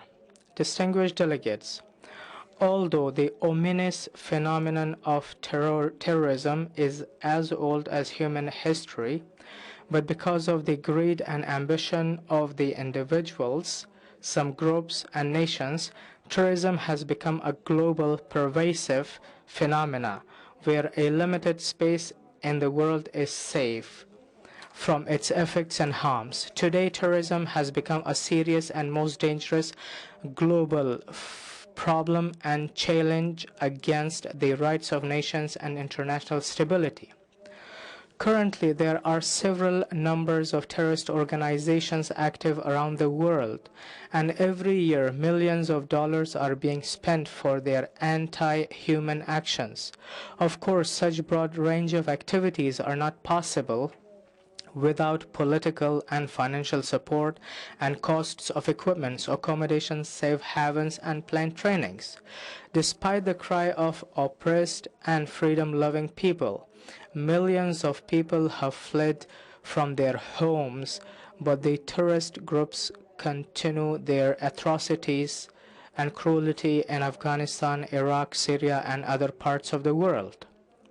Unfortunately, the victims of the terrorism still face miseries and tragedies due to the lack of practical measures and coordination between the countries. Ladies and gentlemen, we believe that terrorists and terrorism does not have a religion and do not belong to a particular country or nation.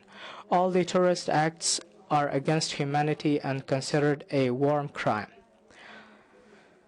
Therefore, fight against this global phenomena is the responsibility of all individuals and communities and nations, where we have to devise a concrete, joint, effective, long-term strategy to eradicate this, address this menace. Afghanistan has taken all serious measures to fight against terrorism at national level by approving and adopting legislations and forming institutions at regional level by affiliation to bilateral and trilateral mechanisms, and at international level by joining the international conventions and protocols, as well as the implementation of United Nations Security Council resolutions. On behalf of the Afghan Parliament and our people, I request the United Nations and the UN Security Council to take strong stance and make key decisions to root out the causes of terrorism and terrorist groups. Also, I would like to request from the NATO Parliamentary Assembly, the National Assembly of Italy, and the international community to coordinate along with the parliaments of the countries affected by terrorism, to combat terrorism as a destructive phenomena and honestly get united and cut off all the funding and equipment sources, identify the safe havens and training centers of the terrorists, and destroy it. To conclude, I would like to register the vote of my thanks and appreciation for the organization of this important joint seminar to exchange views, ideas, and options, and hope that officials from the executive branch of participating nations take advantage of this constructive and fruitful discussion and opinions shared here and devise practical, efficient, and strong strategy to fight against terrorism and challenges. The Afghan Parliament, as representative of the people and victim of terrorism, is committed and stands beside all you distinguished parliamentarians to fight this greater cause. Once again, I would like to thank the government and the Chamber of Deputies of Republic of Italy for hosting us in this beautiful and historical city of Rome, and for the warm welcome and kind hospitality extended to us all, and wish you all the very best and successful seminar. I thank you very much for the kind attention. Excellency, on behalf of us all, thank you very much for your speech. Thank you for participating our session here. I wish you, on behalf of all of us, all the best to you and to your country. So, ladies and gentlemen and dear colleagues, we will now directly continue and start with the first session of our seminar. And so I will ask my good friend and colleague, Gilbert Lebris, to take over the chairmanship of the next session. Gilbert, the floor is yours.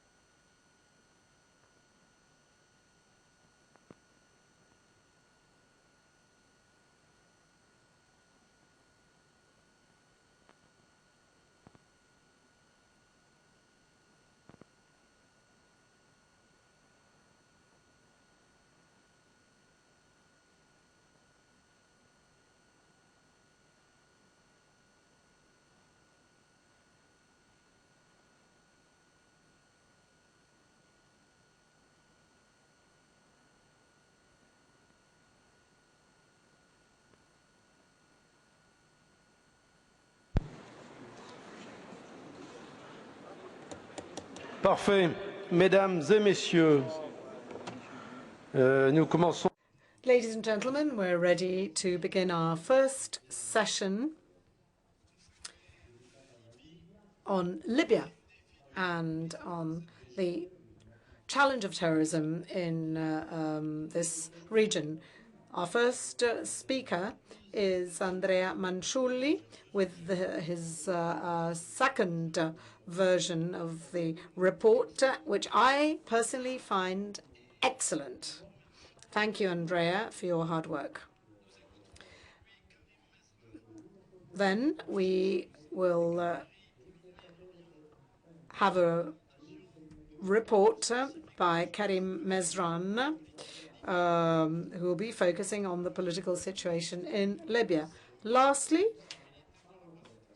we will have presentation by General Paulo Serra, military advisor to the UN Special Representative in Libya. The focus will be evolution of the security situation in Libya.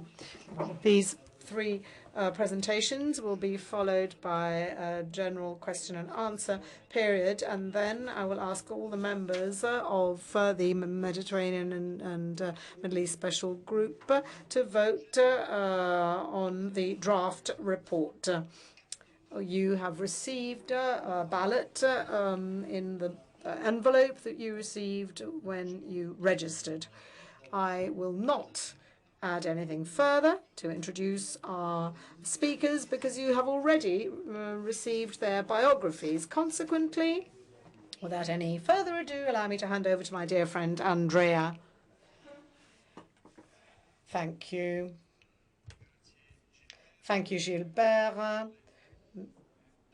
not least for your extremely kind words, which I don't know that I deserve. But you made a very good point that I would like to stress before presenting this report. This is a trilogy, in a way, that we're looking at here. It's a bit like Star Wars trilogy. There was an initial report which was approved at the last GSM meeting in Florence on the origin and consolidation of Daesh. This report is on the expansion of Daesh in an area that is closer to our alliance borders, and I'm referring to the Western Mediterranean, of course. The third draft report will be on what is a fundamental topic, i.e. the way in which terrorism is infiltrated Europe and the West. Why have we decided to produce a trilogy that ends in Europe? Well, because this was a political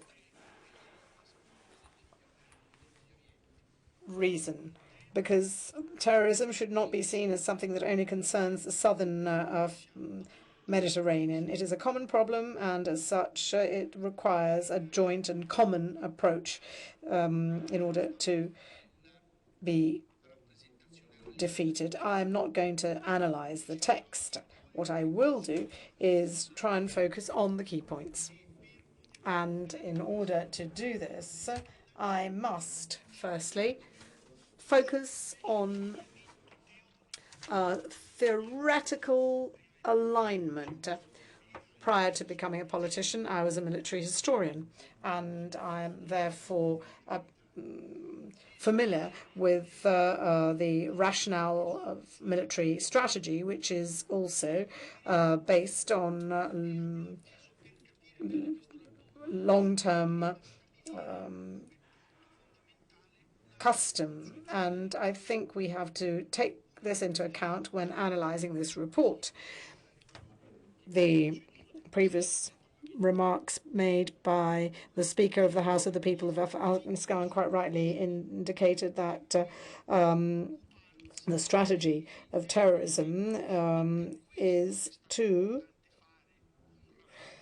deal with very specific aspects. This explains why we have focused on Libya, i.e. so-called empty spaces. So that is part of the strategy. What is meant by empty spaces? The meaning of the term empty space is twofold. On the one hand, we're talking about geographical space. In other words, all of those situations in which, on account of a post-conflict difficulty, on account of internal turmoil or conflict, there is a power vacuum. There is a difficulty in governing a territory. And this is a consolidated phenomenon, and there is a continuity between Al-Qaeda and Daesh. In other words, the pace and nature of expansion is such that the attempt is to fill empty spaces. If you look at the map and observe how this phenomenon has spread, you will see that from its very origins, it has always tried to occupy those vacuums. Daesh was the consequence of the presence of Al-Qaeda in Iraq. Al-Qaeda went to Iraq after the Second Iraqi War in order to exploit the insurgency following the second war in Iraq, because it saw that there was an opportunity to expand. Terrorism expanded to remote areas in Sudan or desert areas or Somalia for the self-same reason. And in other words, we see that it spread to Libya because Libya was yet another vacuum, an empty space, as a consequence of recent years of tension and turmoil in the Mediterranean. The theory that I'm referring to doesn't stop at geographical vacuums. We have to also consider the existence of intellectual and social vacuums, and terrorism really doesn't differentiate that much, and this is why what happens in Syria and in Libya is linked to what we're seeing in Europe, because we're talking about empty spaces when we look at the European suburbs and the existence led by entire generations that have moved to our continent. And we have seen that these spaces are fertile ground for this strategy that is affecting us all. And that is why, and this is a focus of the point, that is why we must understand that our task is also that of looking beyond our let's say, scope. We are a military political alliance, but we have always operated in a sector in which culture did not seem to have a bearing on our global strategies, whereas it is clear that in the absence of a strategy that deals with this aspect too, i.e. these traditional vacuums and also those created by this new division, unless we do this, we will not successfully face our enemy. This is an important consideration, because the decision to focus on Libya in this report stems precisely from this view. Libya is a tangible example of how we have seen terrorism spread to those areas where there was malaise, where there were voids, where there were contradictions that were our doing. So unless we look at the political challenge, we cannot succeed in this fight against terrorism. Why is it that Daesh has chosen to turn to Libya? Well, precisely because of what I said earlier. The way in which Daesh spreads to Libya, and this is why this report is different from last year's, in a completely different way. Daesh expanded in a different way and found a different context and climate in Libya. Since, strategically speaking, it was clear that Libya was a possible opportunity, we know that this presence in Libya occurred as a phenomenon which can be described in terms of foreign fighters, because we're looking at units of fighters from neighboring countries who at times have also been involved in the fighting in Syria and try and exploit the insurgency, instability and ferment in Libya to take root and expand. And the report attempts to explain very directly that the different approach to expansion in Libya is also going to condition the future, and it also facilitates our answer with respect to Syria. It is clear that the weight of the post-insurgency and the frustration of part of the Sunni and Ba'athist world with respect to the way in which the future of New Iraq was identified played a fundamental role, because this created a situation in which there was tolerance vis-à-vis the new phenomenon of Daesh. It is clear that the context in Libya is different. Firstly, in Libya, Daesh finds an ancestral dimension that is peculiar to this country, i.e. tribalism. And we know that there is, in general, hostility towards all forms of internal interference, because everything that disrupts habits and custom, which is what terrorism does, aims to, let's say,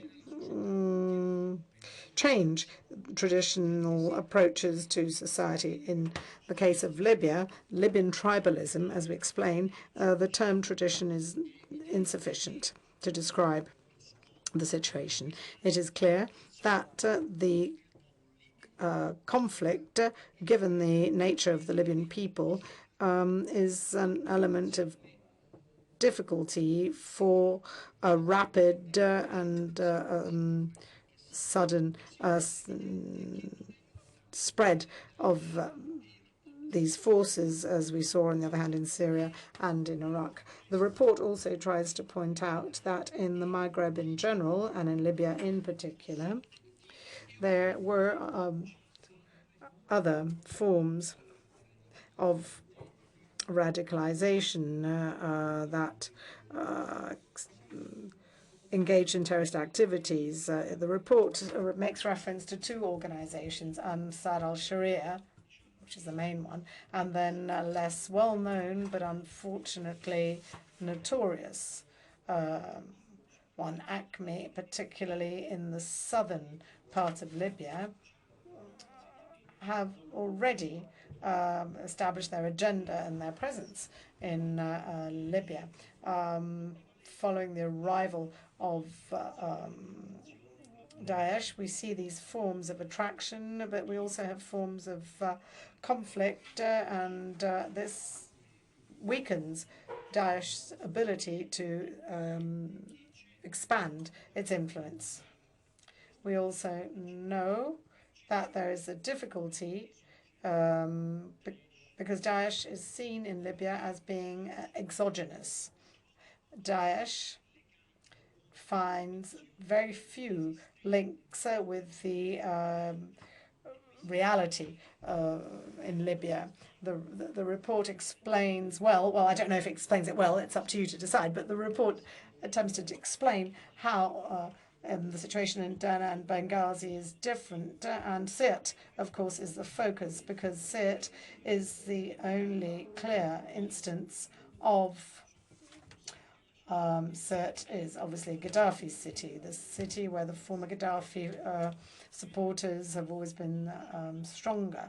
And it's the only example of a true osmosis between Daesh fighters from outside the country and a reality which had become the only one that was prepared to accept Daesh. So this is a phenomenon that has not been underestimated at all, but unfortunately it should not be described, as the media often do, as being a fight between Daesh and our world. The fight against terrorism in Libya is broader than that. And if we ended this meeting without understanding this aspect and others that I will describe, we would not have adequately understood the nature of the phenomenon in Libya. We have to consider that Daesh is only part of the phenomenon of terrorism in Libya. There are other forms that can be as dangerous, if not more so.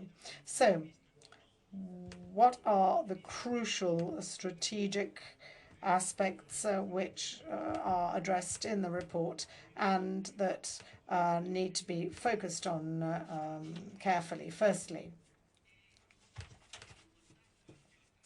and this has been the case in Afghanistan as well, one of the key problems is the possibility of seeing an overlap between terrorism, and this is a more political issue, and obviously this is something that will be discussed in other fora and the political committee. This has bearing on the issue of stabilization and consolidation of the peace process in Libya. And this is an inextricable combination of factors for the following reasons. It is clear that terrorism in Libya, in all its forms, Daesh or others, attempts to exploit the difficulties of the real economy and penetrate it. Obviously, we want the consolidation of al-Sarraj's government, but a government that does not control its territory and does not boost the legal economy will pave the way for a parallel, often illegal economy that will be linked to the expansion of terrorism. Please do not underestimate this, because weapons trafficking, trafficking in human people, drug trafficking are overlapping with terrorist activities. Terrorism benefits directly with the money that is paid to exploit these activities, and also indirectly, because terrorism, in the case of arms trafficking, benefits directly in the form of hardware that is sourced, manpower, and so on. And there's a very clear principle: unless there is true sound economy, and our political commitment should be that of supporting it, even if you don't love terrorism, but terrorism in one way or another is linked to the illegal economy, which brings some advantages. Inevitably, there is more tolerance vis-a-vis the intolerable. This is a phenomenon that we've seen in Afghanistan already, because we know that the Taliban's and some terrorist activities overlapped with drug trafficking, and we're running the risk of seeing this endemic presence closer to home, and this would be a huge problem. And then there's another key topic. I would like to express my appreciation to our Albanian colleague when she talked about migration. I think that if we want to address the issue of migration seriously and not just observe how there is a moral, let's say, aridity, we have to deal with less pleasant matters, because if we do that, we can make progress together. And by this I mean that in general and in the European public opinion, the nexus between terrorism and migration is often made. There is something to be said about this. We have to identify it and fight it. The real point is that terrorism also exploits trafficking in human beings. We're not saying that this might not happen. This is something we have to monitor. We have to observe the flow of migrants and the people coming to Europe by boat. It is true, however, that terrorism has exploited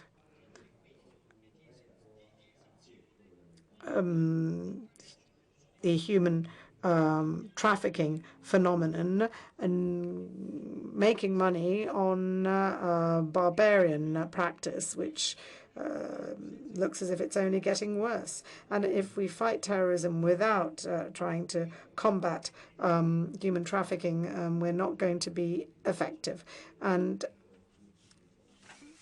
this report includes an aspect that doesn't automatically come to mind when dealing with these issues. I would like to publicly thank all of the Balkan countries that are present here today. It is clear that in this challenge, Europe and the southern rim of the Mediterranean are not enough, especially when we're dealing with the linkages with migration. This issue also deals with the Balkans that are part of the Mediterranean.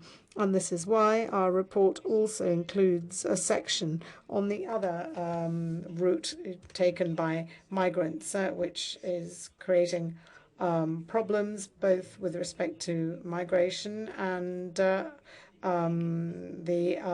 resurgence of jihadist terrorism. The Balkans are identified as a strategic node because it is clear that throughout this phase how shall I put this, in the non-virtuous circle that we're seeing materialize, these phenomena become increasingly intertwined. And we are observing that the increase in the flow of migrants via the Balkans, and at the same time, there was an increase in the presence of foreign fighters who left the Balkans to fight in hotspots. There are many clear signs of this. I observed how through proselytism Daesh is expanding.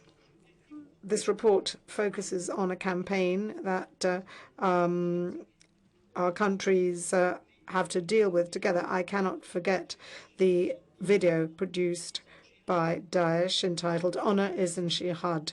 What we see for ourselves, what we have difficulty in putting together, is automatically brought together. That video is emblematic. It talks about the Balkans. It features Balkan actors from the Balkans, and it is produced in almost all of the languages of the Balkans. And it tells a story that is rooted in the medieval conflict between Christianity and Islam in its negative form. It describes the wars in the Balkans, indicating those voids, those vacuums that I talked about, because it tends to exploit division. And lastly, the black flag and Daesh are presented as liberation from this process, as the sublime, let's say, liberation. Why do I mention this? Because this is a phenomenon that we see in the Balkans, and only if we deal with this issue together can we proceed. This is something that Italy believes in. Unless we deal with this together, this problem will never be solved. Allow me to end by making reference to the final part of my report, which ends with an open-ended question. We have seen a very effective operation in Sirte, and General Serra will tell us more about it. And it also shows that it is possible to defeat Daesh. In Syria, we're also seeing some positive signs, but this begs the question, a question that is left unanswered. which I will like to try and answer now. The question is, will the problem be solved if we achieve the military defeat of Daesh? Unfortunately, the report does not indicate that there is a positive outcome, but we have to hope that it will be positive. It's up to us. It is clear by now that, and this is the huge difference with Al-Qaeda. Al-Qaeda was a classic, cryptic, elitist phenomenon in many ways. Today we're faced with Daesh that is a phenomenon that, unfortunately, in the attempt to create a state, has generated a mythology. It has a flag, and it presents itself as the state that we do not want, and as a form of violent and dangerous radicalism. Clearly, if we achieve military success, obviously we will have made progress, but we will not have eliminated that flag, which obviously thrives in immaterial ways through the media. And we know that this is something that has also made inroads in our own continent, the idea of an invisible enemy. And even in the absence of a state, there's the possibility for this idea to thrive. And as a historian, I know that there are many ideas over the last 2 centuries that bore fruit. Decades later, we unfortunately have to fight a very powerful, invisible enemy, and it can best be fought using culture. I was impressed by the many remarks and questions during the debate following Mr. Gentilone's report. The spirit that we need to have has to go beyond counting cannons, showing them using deterrence. We have to also accept another challenge. We need to be passionate about what we do in order to ensure the legitimacy of democracy. We have to have the passion required to be culturally successful without dividing the Mediterranean but uniting it, because freedom and peace, which are what we have to fight for ideally, culturally, are a new strategy that this alliance must pursue. And this is what the focus of the report shows. Thank you. Merci, Andrea. Thank you very much, Andrea. In France, we say that whatever is conceived properly is consumed equally well. So now I'd like to give the floor to Mr. Karim Mesran. Thank you very much, Mr. Debris. My thanks to you and to President Manciulli for having given me the privilege and the honor to address in this impressive room, to address such an impressive audience. I've been asked to talk about the political situation in Libya, and I'll try to do that, but it takes me a whole course at my university to talk about Libya and North Africa. But I'll try to talk about this in a much shorter time. The political, economic, and military situation in Libya has been characterized by increasing fragmentation of authority and power.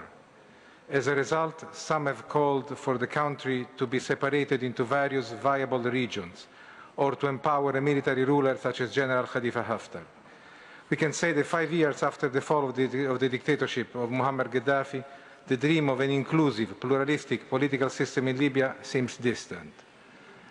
In the western part of Libya, we have a presidential council, the product of an 18-month-long UN-led negotiation to form a government of national accord. It is hardly making any progress, or making little progress, in establishing its authority and enlarging its consensus among the population.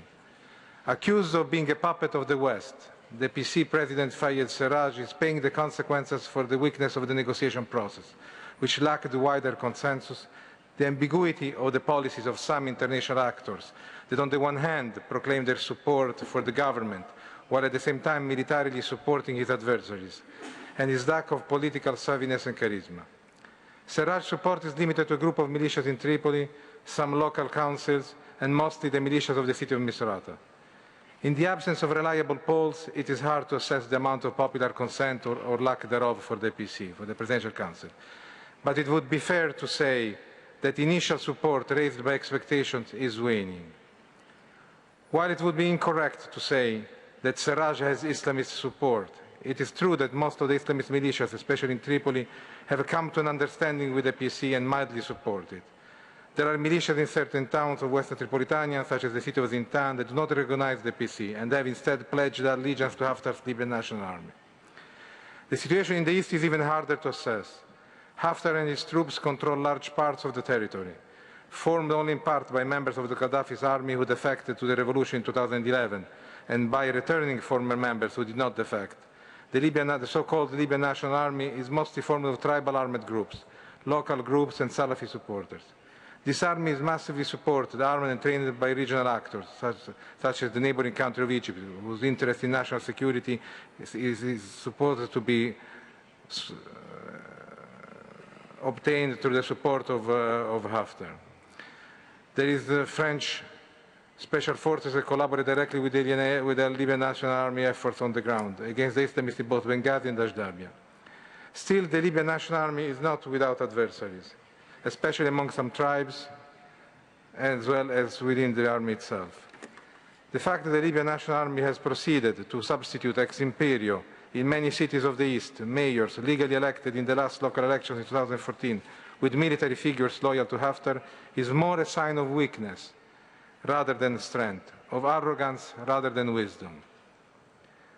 There exists, therefore, we can say, different political cultures, one in the West, which is characterized by the diversity of the population, Arab, Berber, stable versus Bedouin, coastal versus mountain, and the development in the last 30 years of a strong urban culture that weakened tribal allegiance, and one in the East, characterized by stronger tribal allegiances, especially in the countryside. The leader of these tribes resented their marginalization after 2011 by the stronger Islamist militias that took control of the military efforts against the regime, and saw in the government of al-Baida and in Haftar's LNA a way to regain the upper hand in the region. Capitalizing on these feelings, Haftar has been able to buy the allegiance of most of these traditional structures. The existence of these different cultures has led many to think that a de facto split has been created on the ground, and therefore call for the formalization of this division in favor of a federal structure. The validity of this opinion has yet to be demonstrated.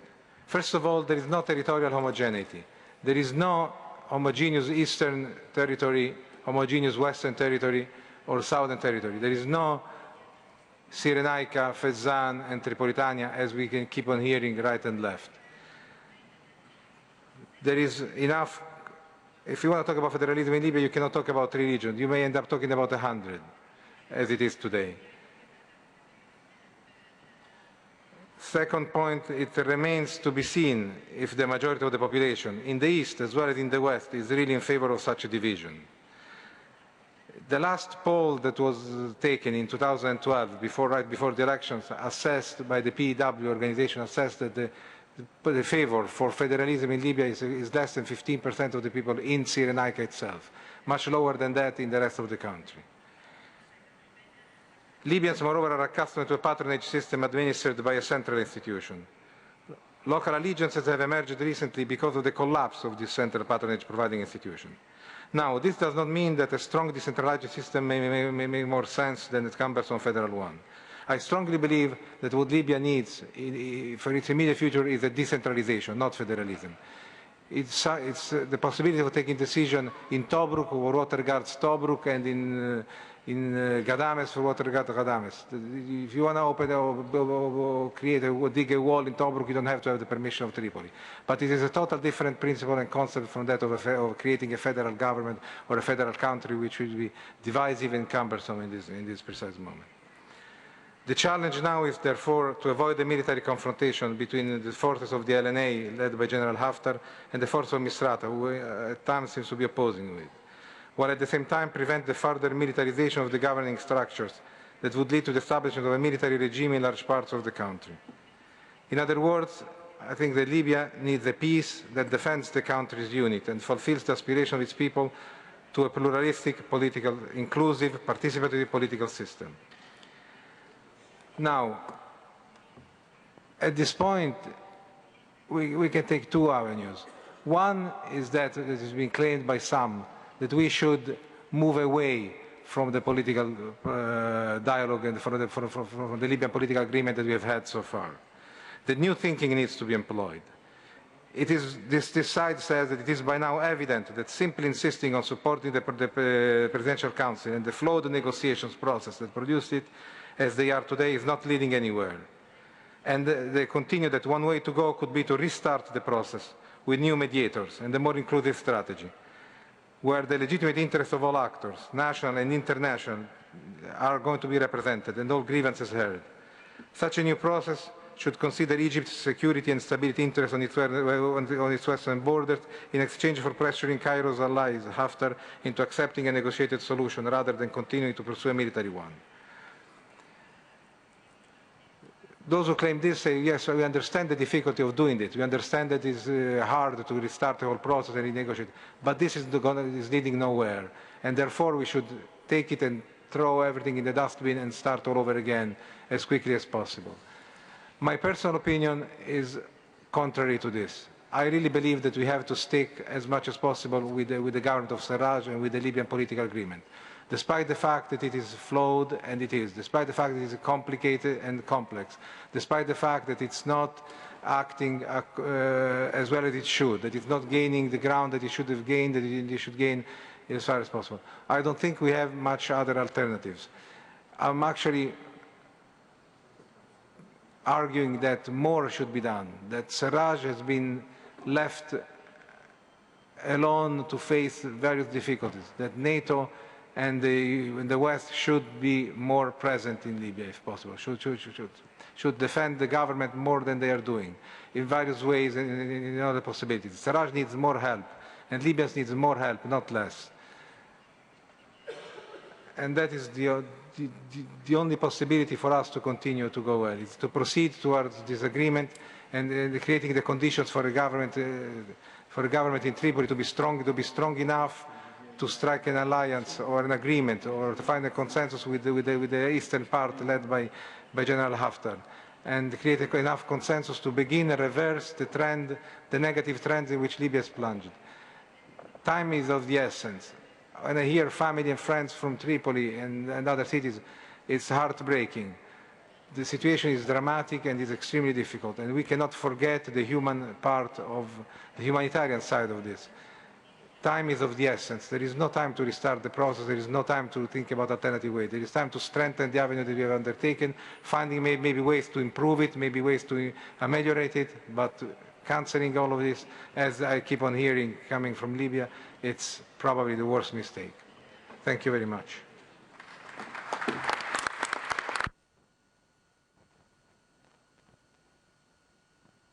Merci, Monsieur. Thank you very much, Mr. Mezran. And now I would like to hand over to General Serra. Grazie, onorevole Lebris. Thank you very much, Mr. Lebris, and Honorable Manciulli, head of the delegation, excellencies, ambassadors, ladies and gentlemen, dear authorities. It's truly a pleasure and an honor for me to be here with you. Please allow me to digress at the outset. The three of us didn't agree on what we would say, but I see that we all pretty much have the same perspective on things. And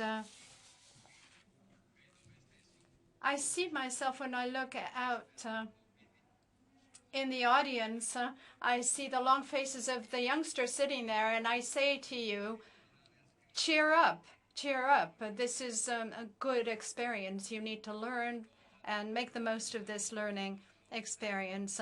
My name is Paulo Serra. I'm a general, and for about a year, I've been responsible as advisor to security at the UN mission in Libya, the name of which is UNSMIL. It's a political mission that relies on the work of 60 political officers of 25 countries, about 40 security agents, and about 100 technical support employees. The topic I was asked to address today is the evolution of security in Libya, which is extremely relevant given the impact that this could have on future developments and in the whole of the Mediterranean. I returned from Tripoli just yesterday. I have 15 minutes, and I will try to do the most make the most of that time by drawing your attention not only to an analysis of facts, but the correlation that these events between these events, so as to define a likely scenario of what might happen and what the international community could do in order to put an end to the situation and avoid an undesired finale, an unhappy ending, in other words. Let me start by saying that the situation is serious and alarming, but there is the possibility of providing some kind of remedy. The political scenario was delineated by Mr. Karim Mesran. Now I'd like to summarize a number of points based on my direct experience. The first is political, and it concerns a Libyan political agreement. In Morocco, in December 2015, in Skhirat, a political agreement was signed, and it was based on the concept of the need for political reconciliation. This hasn't yet been achieved, I might add. The second point that I'd like to touch on is the social aspect of Libya. Libya is a young country that has deep traditions that are rooted in a complex social fabric based on the concept of belonging to the family, to the clan, and to the tribe. Loyalty to one's ethnic group is considered to be more important of one's belonging to the state, the country. That can be easily understood in a country that's gone through several colonial experiences, has gone through monarchy, dictatorship, revolution, and anarchy. However, all the while seeking a form of democracy that might be viable and acceptable in a deeply fragmented environment where every choice is discussed and dissected according to the benefits that can ensue. The third point I'd like to touch on is economic. Libya is a vast country. It's the 16th largest in the world and the 4th in Africa. It's very rich. It ranks 10th in the world in terms of natural resources, but it's scarcely populated. There are only 6 million people living there, and about 1 million workers migrated from neighboring countries. So the per capita income that it used to produce was equivalent to a European standard, but this belongs to the past because right now there's no stability, and therefore no one can enjoy these economic standards. And the economic problem is one of the many that foster terrorism and everything that we've seen happen in that country to date. Let's finally turn to security, and that leads me to the fourth point. Terrorism, illegal trafficking of weapons, arms, goods, and security. Security in Libya is very, very difficult. It's going through a sensitive time. The country doesn't want to collapse. It doesn't want to divide. It does not want to have interference of others on its own territory, but it's marked by deep contradictions. The absence of a unified and central political vision makes room for alliances based on the opportunities in the short term. So, as illustrated in Tobruk and Cyrenaica with the Libyan Arab army of Marshal Haftar. In the south, we see a tribal rift of Debus, Tuaregs, and other ethnic groups. And in Tripolitania, we see the fragmentation of military, paramilitary units, and armed groups that have somewhat been recognized by the state. We've also seen the mobilization of the militia groups in Misrata, which reorganized themselves and were placed under the control of a central operating node for Sirte.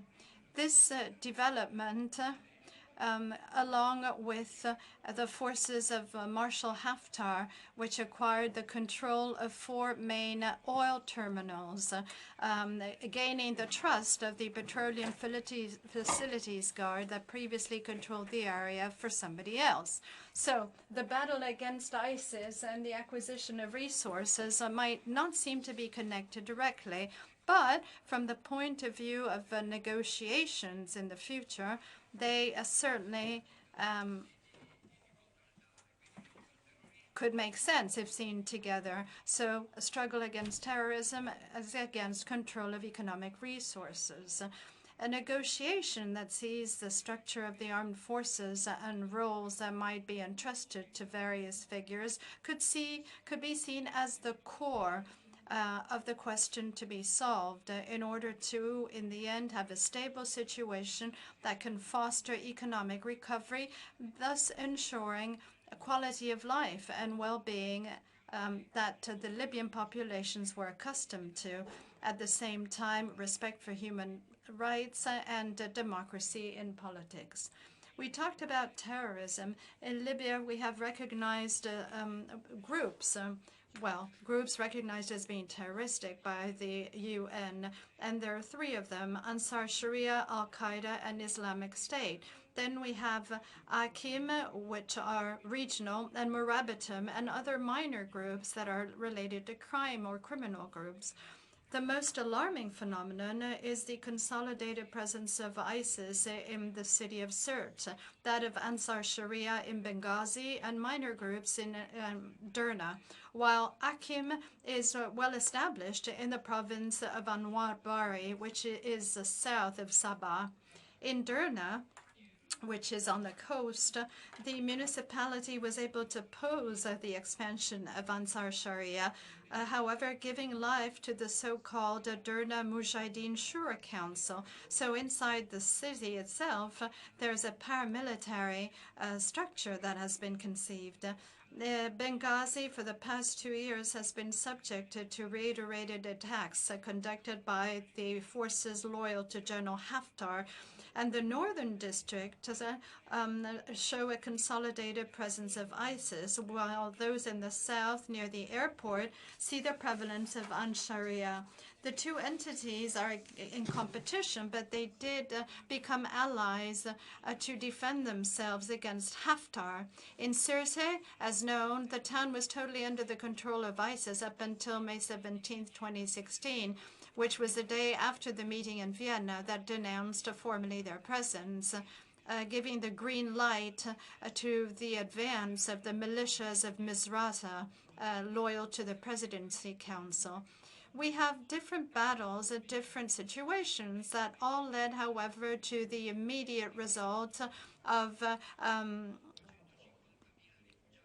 having citizens flee their homes with disastrous effects for the population. 250,000 refugees and internally displaced people fleeing from Benghazi, 80,000 from Sirte, 40,000 civilians of the community in Tawarga, the exodus from the village of Beni Walid, and the return to Zintan of about 3,000 members of that same tribe who used to live in Tripoli but then decided to leave because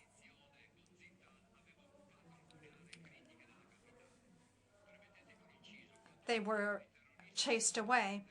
When we speak of terrorism, we have to understand that there are 2 different specificities.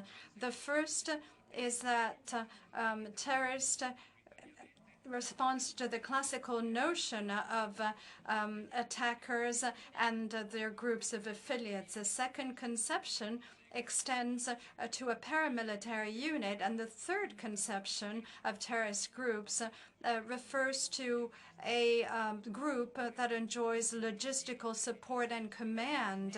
It includes the families of terrorists.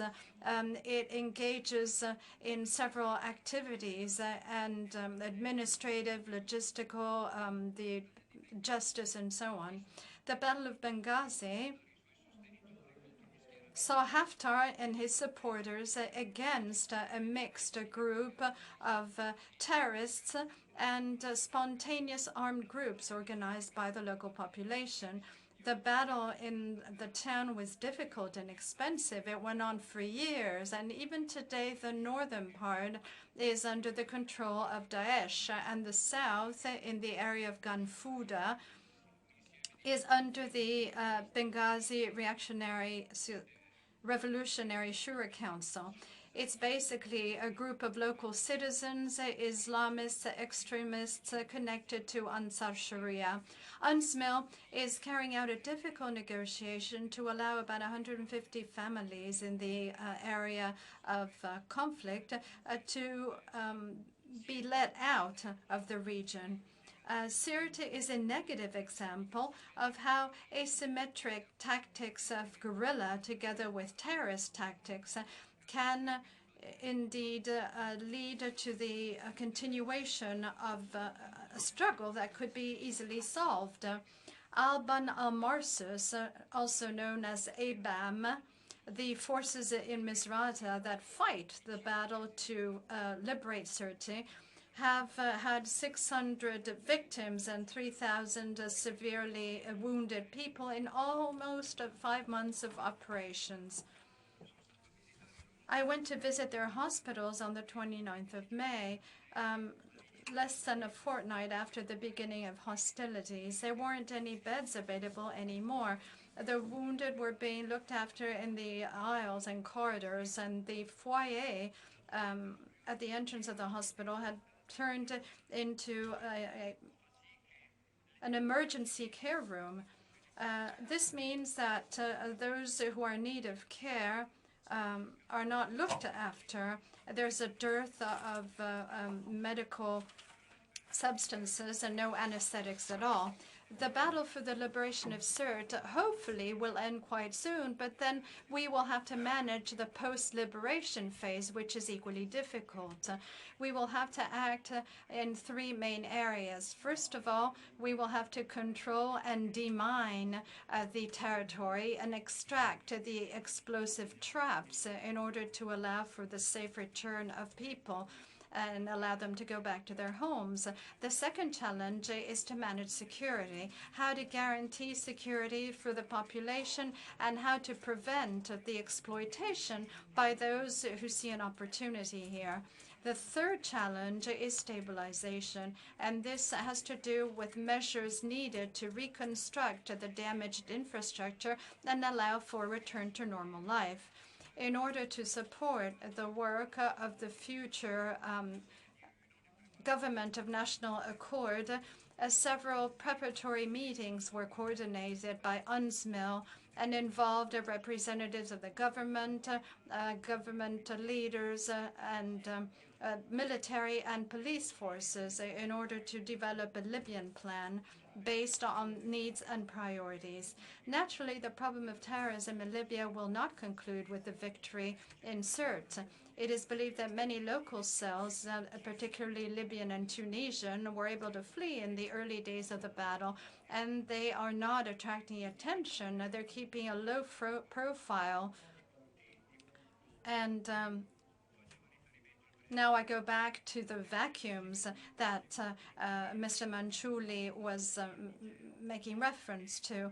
They are exploiting these vacuums along the border with Algeria and Niger, and they are trying to reorganize their forces in some way. In Sirte, foreign fighters remain, those that don't have any local references, or those who ideologically prefer to fight it out until the bitter end.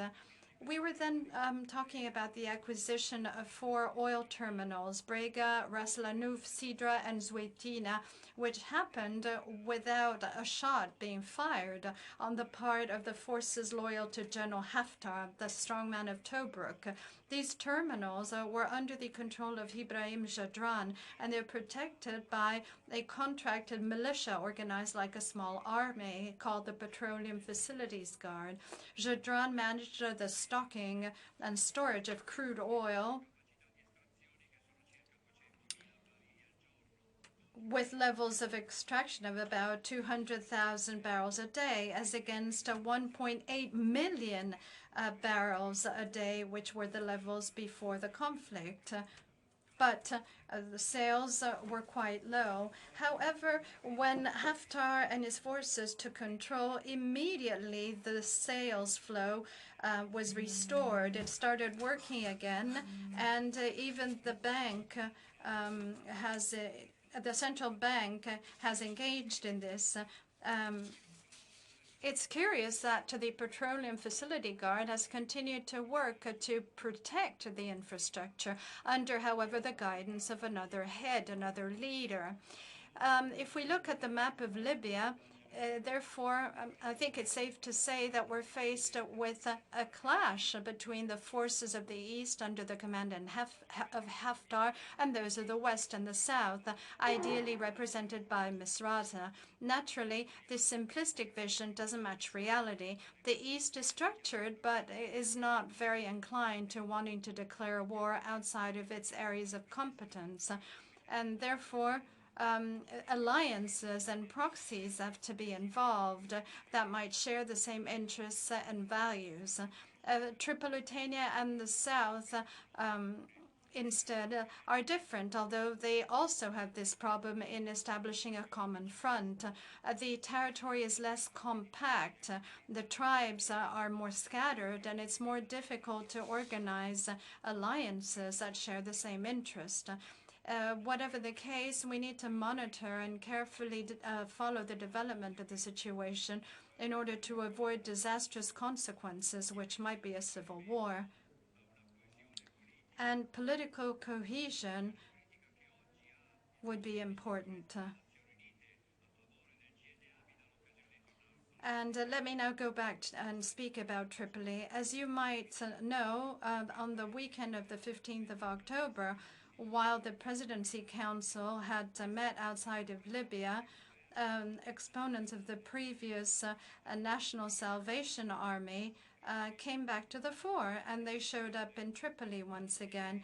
And they took advantage of the dissatisfaction of the guards, the security guards that were guarding the palace of the State Council.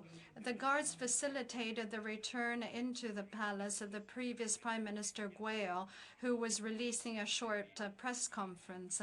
Naturally, we would have expected an immediate countermeasure or counteraction by the forces loyal to GNA, but nothing like that happened at all. The following Tuesday, I went to Tripoli to give a political signal to the institutions, to tell them that the international community was still by their side, whilst bombers were flying over the city. But above and beyond the words of comfort expressed by representatives of the institutions, the political situation is still very volatile and delicate indeed. Naturally, this continued situation of political indecision, the security track is being adversely impacted. The security track is a temporary plan in order for Libyan security institutions to support the activities of the Government of National Accord and allow for the beginning of restructuring of the armed forces. But this led to the establishment of the Presidential Guard, an institution recognized by one resolution of the Security Council of the UN, with the support of the international community. And this together, of course, with the Coast Guard, which will require training. Indeed, the activity of the Coast Guard is extremely important. It is being trained under the auspices of the EU, and thanks to the clear availability on the part of NATO and Italy. The Libyan Coast Guard will operate in the stretch of sea of 12 nautical miles where the Sophia operation cannot go. The purpose of the training exercise is to share the modus operandi and activities that can allow for the saving of human lives and provide deterrence activity against the organization of the illegal trafficking of migrants. I'd like to conclude by going back to the issue of migrants before I go on to my final recommendations. Libya is a country of transit and a destination. Migrants include those who are fleeing extreme poverty, who can't have work, but also political refugees who are running away from persecution and conflict. Most of them come from sub-Saharan Africa. The International Organization for Migrants, IOM, estimates that 275,000 migrants are displaced within Libya, but I think the figure should be higher. UNHCR estimates that 100,000 could be asylum seekers and 20,000 are Syrian. Again, according to the estimates of IOM, in the first 6 months of 2016, almost 70,000 migrants reached Italy, and indeed maintaining the same figures as the previous years. Of course, refugees are the most vulnerable component of society. Most of them are subjected to violence and grave abuse that are perpetrated with total impunity on the part of the armed forces that control them. And then, of course, the target of racial and religious discrimination. They're abducted. They are subjected to sexual violence and exploitation, and those that rebel are killed. And then there are those who are caught violating the Libyan law for migrants, and I'm talking about 5,000 people. These migrants are detained arbitrarily, expecting or pending a trial, and they're kept in about 20 structures managed by the Department to Combat Illegal Migration, often in very inhuman conditions. And for these centers, the international community should suggest that Libya adopt host centers or welcoming hospices instead of keeping them detained in cells and separating families, women and children. So here are some conclusions. Libya needs the full support of the international community in respect of sovereignty, culture, and local traditions to come out of the political and military impasse in which it has precipitated after revolution. Libya needs a return to its capacity to pump oil so as to reabsorb the supply of labor presented by migrants that used to work in Libya in the past. Libya also needs a clear development plan that looks to the future of 25, 30 years down the line. Where do we want Libya to be in the next generation? Obviously, it is in the interest of Libya and of the international community. We want a country that is united, that is stable, that is prosperous economically and stable to stave off any rift that might lead to a future crisis. Thank you for your attention. I went very quickly because of lack of time. Thank you.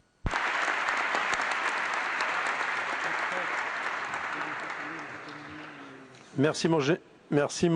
Thank you very much, General, for having covered so much in so little time. We're going to have to ask that all are equally brief for the question and answer period. I would like to ask you to take no more than 2 minutes when you ask your questions, and I would like to invite the speakers to answer as quickly as possible. We have 3 questions. Mr. Chauveau from France, and then Mr. Conca, Turkey, and Mr. Lord Dopling from the UK. Over to Mr. Chauveau. Thank you very much, Chairman. First of all, I would like to thank and congratulate the 3 speakers for their very comprehensive reports. I would like to start by saying that Andrea's report illustrates the multiple facets of Daesh, and we know that it mixes terrorism and criminality, as well as traditional conflict, and this is something that benefits their leaders. We know that the attempt is to mask the barbarian acts.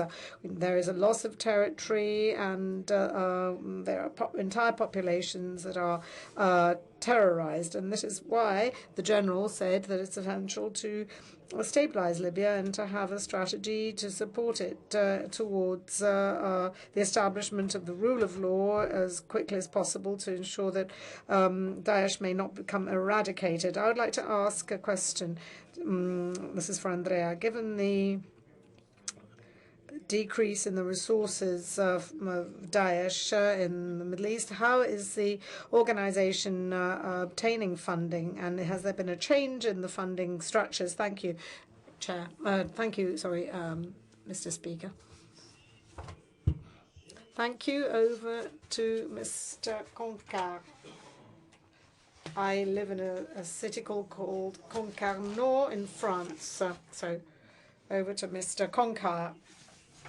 Thank you very much for the presentations for all. I think in Libya it's very essential for all of us, all of our countries, to firmly support the stabilization efforts carried out by those Libyans willing to open a new page in their country. The framework for stabilization should be the Libyan political agreement signed in December 2015. It's crucial to recognize the legitimacy of the Presidency Council led by Mr. Sarraj, as explained by the presenters. As parliamentarians, we must encourage the Libyan Parliament as well to stop its obstructive stance and give a vote of confidence to the government of national accord. At this critical juncture in stabilizing Libya, my question is, what steps should be taken to ensure that the international actors cut their ties with those Libyans working against the Presidency Council, which can attain the consensus in the country? And if the reconciliation efforts fail, what kind of a scenario may take shape in Libya in the future? Thank you. Merci, Monsieur Lord Jopling. Thank you, Lord Jopling, United Kingdom.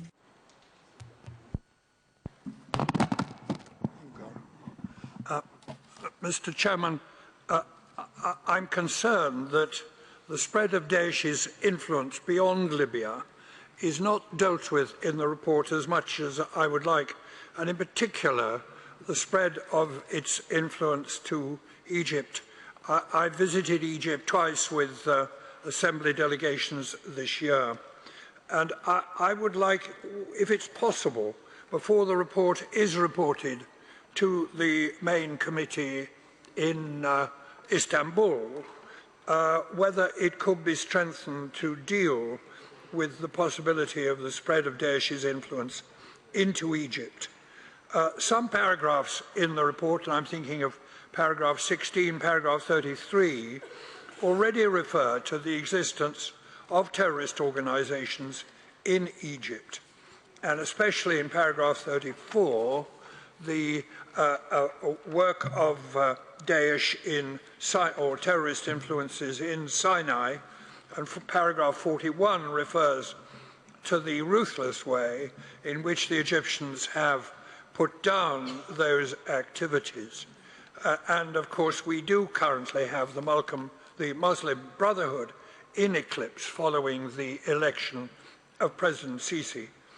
But it's paragraph 41 that I would like to see extended to refer to the Egyptian authorities' fears of the infiltration of Daesh over the 2,000-kilometer border with Libya and with Sudan. Egypt today, Mr. Chairman, is highly vulnerable. Their tourist industry is in virtual collapse. Their main benefactor in Saudi Arabia is strapped for cash, as we know. Egypt is pivotal in the MENA region. I don't have to mention Suez to stress that. And I would just like the report to be strengthened to cover those points. Merci, Lord Joplin. Thank you, Lord Jopling. I would like to hand over to Mr. Manciulli first, so that he can answer these questions. I would like to answer the second question. The report, in addition to mentioning these aspects in the paragraphs that you indicated, there are also it also contains some reference to the Bayat al-Maqdis group, which operates in Sinai in particular, and the way in which Bayat al-Maqdis has turned into a Bayat al-Maqdis Walat Sinai. In other words, it has turned into a group which is a member of Daesh. There has been no focus on this in detail because the purpose of the report was to focus not on everything, but on the Libyan situation in particular. If we were to analyze the situation in Sahel, in Egypt, in Tunisia, well, the report would have to be far more comprehensive, because otherwise it would run the risk of being too rarefied. The idea was to produce a clear case history on the situation in Libya. However, I am obviously in agreement that it could be possible for us to expand the part on Egypt. Of course, in this parliament and in my country in general, I deal with law making to counter terrorism, not just on this occasion. I think we need to reflect on this situation in Egypt.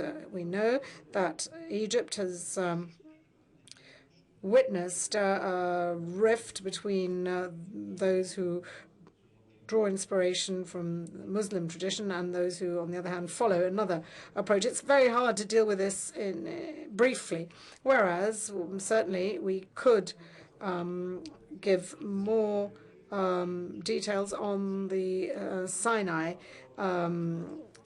because we know that that is yet another example of an empty space, of a vacuum in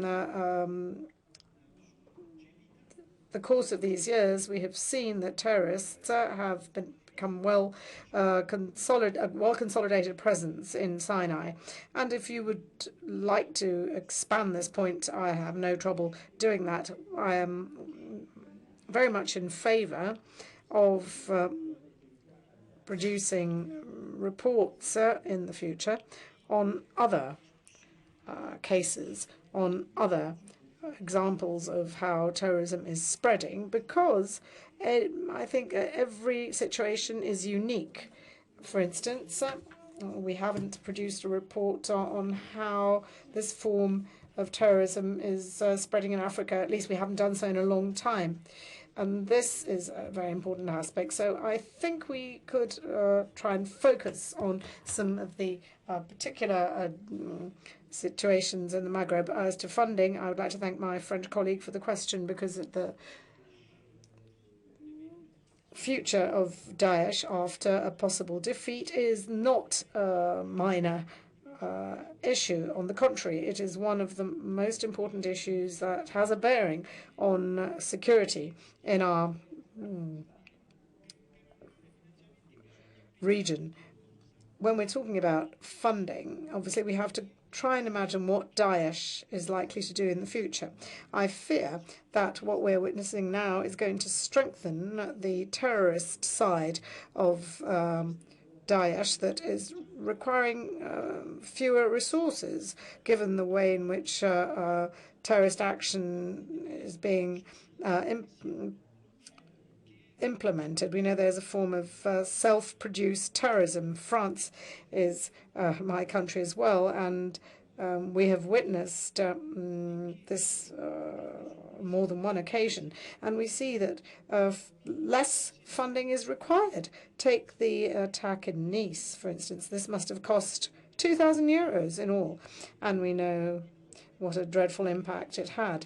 So I think we need to look at these aspects. Unfortunately, we know that even though funding for conventional warfare is going to decrease, the available resources will be sufficient to be used for a strategy that can be at least as effective, if not more. So, Mr. General Serra has the floor. Thank you. I would like to try and answer the excellent questions that our Turkish colleague has asked. The influence of external interests in the Libyan question makes it harder to break the political deadlock we're in. Obviously, there is a UN resolution which already invites all member countries to recognize the Government of National Agreement as the only legitimate interlocutor.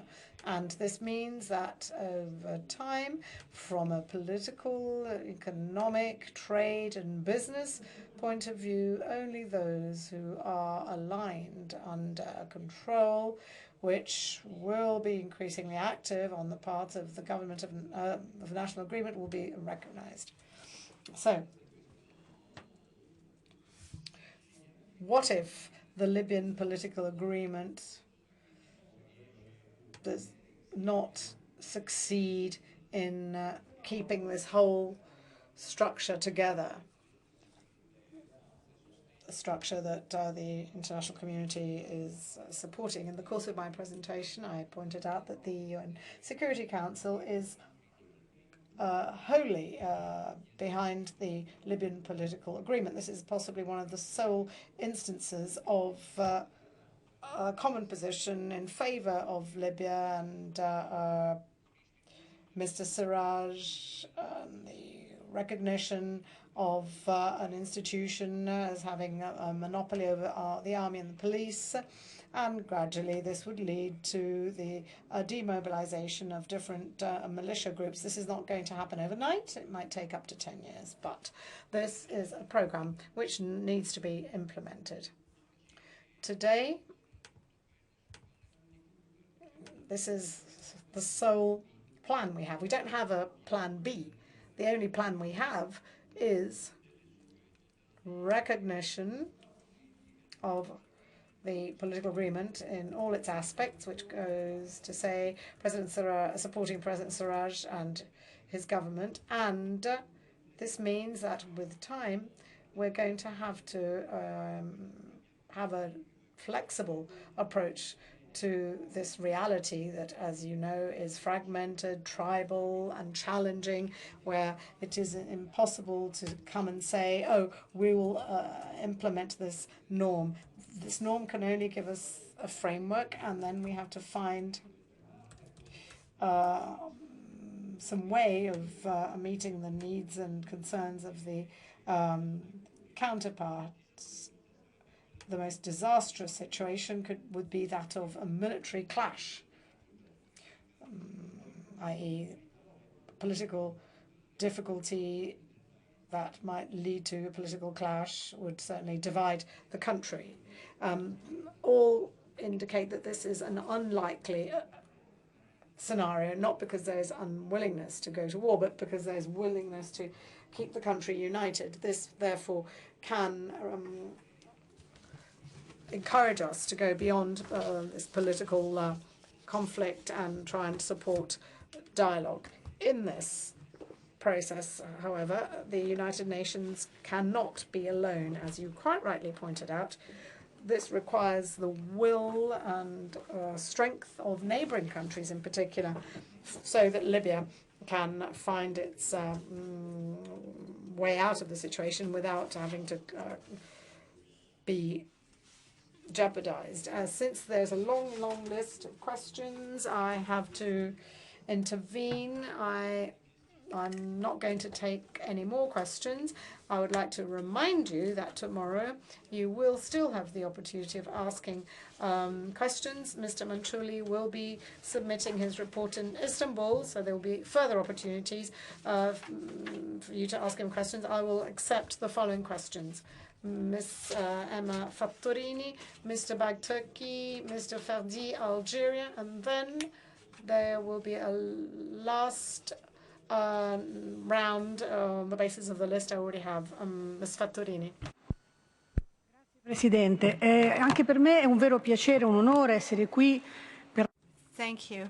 It's really a great honor for me to be here. It's a very important opportunity to understand the synergies that diplomatic or parliamentary diplomacy can have with regard to violent extremism and terrorism. This has new connotations, and Minister Gentiloni alluded to this, as did Mr. Manciulli. Many speakers said that there's something new in this situation. There is something new when we look at the proliferation in our societies of extremist groups. There's a link between Mediterranean parliamentarians and the UN Security Council. And it's really important that there be strengthened cooperation between NATO Parliamentary Assembly and APM. In the previous interventions, everyone stated that the situation is different, so we can't only look at security. It's not enough to have military operations and intelligence operations. Indeed, we believe that it is absolutely essential to nip propaganda in the bud. And we have to start with education, as was pointed out by a colleague before the discussion.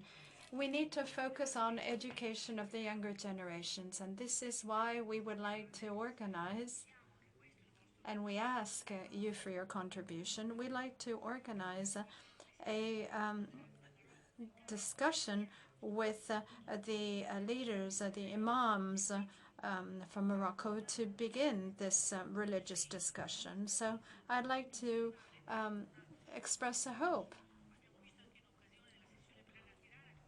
And we discussed this in Tirana. I remember that Andrea Manciulli shared with us the work done so far, but I think that it might be important for us to appoint a sort of a focal point to work together on these issues that can only be addressed jointly. Thank you.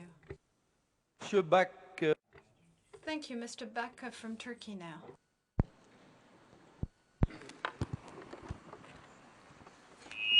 Thank you, Chairman. Thanks for the my colleague Mr. Manciulli for his report. I have one question and one comment. In his report, paragraph 9, he used the term Islamic radicalism. In paragraph 62 and 63, used radical Islamist. In paragraph 97, which is in the conclusion, was radical extremist. So the correct term should be radical extremism, because Islam is religion of peace. Islam is against terrorism. So if we use Islamic terrorists with this effects and is cause the problem, because of Islam is not we cannot speak about terrorism and Islam together. So this is I'm sure that our reporter will take this comment into decision. So this is important. As my colleague from Arab League, she also mentioned about Islam is the religion of peace. And Daesh is a terrorist organization, and it's not Islamic State. It is a terrorist organization, and they have nothing to do with Islam. So this is my comment on this issue, and we can discuss in Istanbul also this issue. I'm sure that you will take these comments into consideration. And my question is to other speaker: can Libya turn into Syria if international community take necessary measurement? Thank you. Monsieur Ferdi de l'Algérie. Mr. Ferdi from Algeria. Cannot take necessary measurement. You understand my question. Thank you.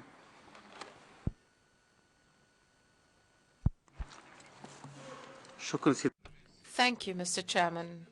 I thank all the speakers, and I thank Mr. Manciulli for his valuable presentation. We are all gathered together here for one purpose, to fight terrorism and to restore peace and stability to countries. We need to make good use and take advantage of previous experiences, particularly the experience of Algeria that suffered from terrorism for 15 years. We call upon you also to take advantage of our experience in fighting terrorism. After the fall of Gaddafi, chaos was widespread. Arms are in multiple hands, and many players and actors in Libya for personal and public interests. Trafficking in human beings, trafficking in drugs, arms, all is available in Libya. We also noticed from the report that terrorism is also infiltrating Europe through immigration. What we see on the ground is contrary to that. We know for a fact that European youth living in Europe and the United States declare allegiance to Daesh, and therefore we should say that terrorism knows no country, no borders, and no religion. My question is to know what are the possible solutions in the case of Libya, according to you. Thank you.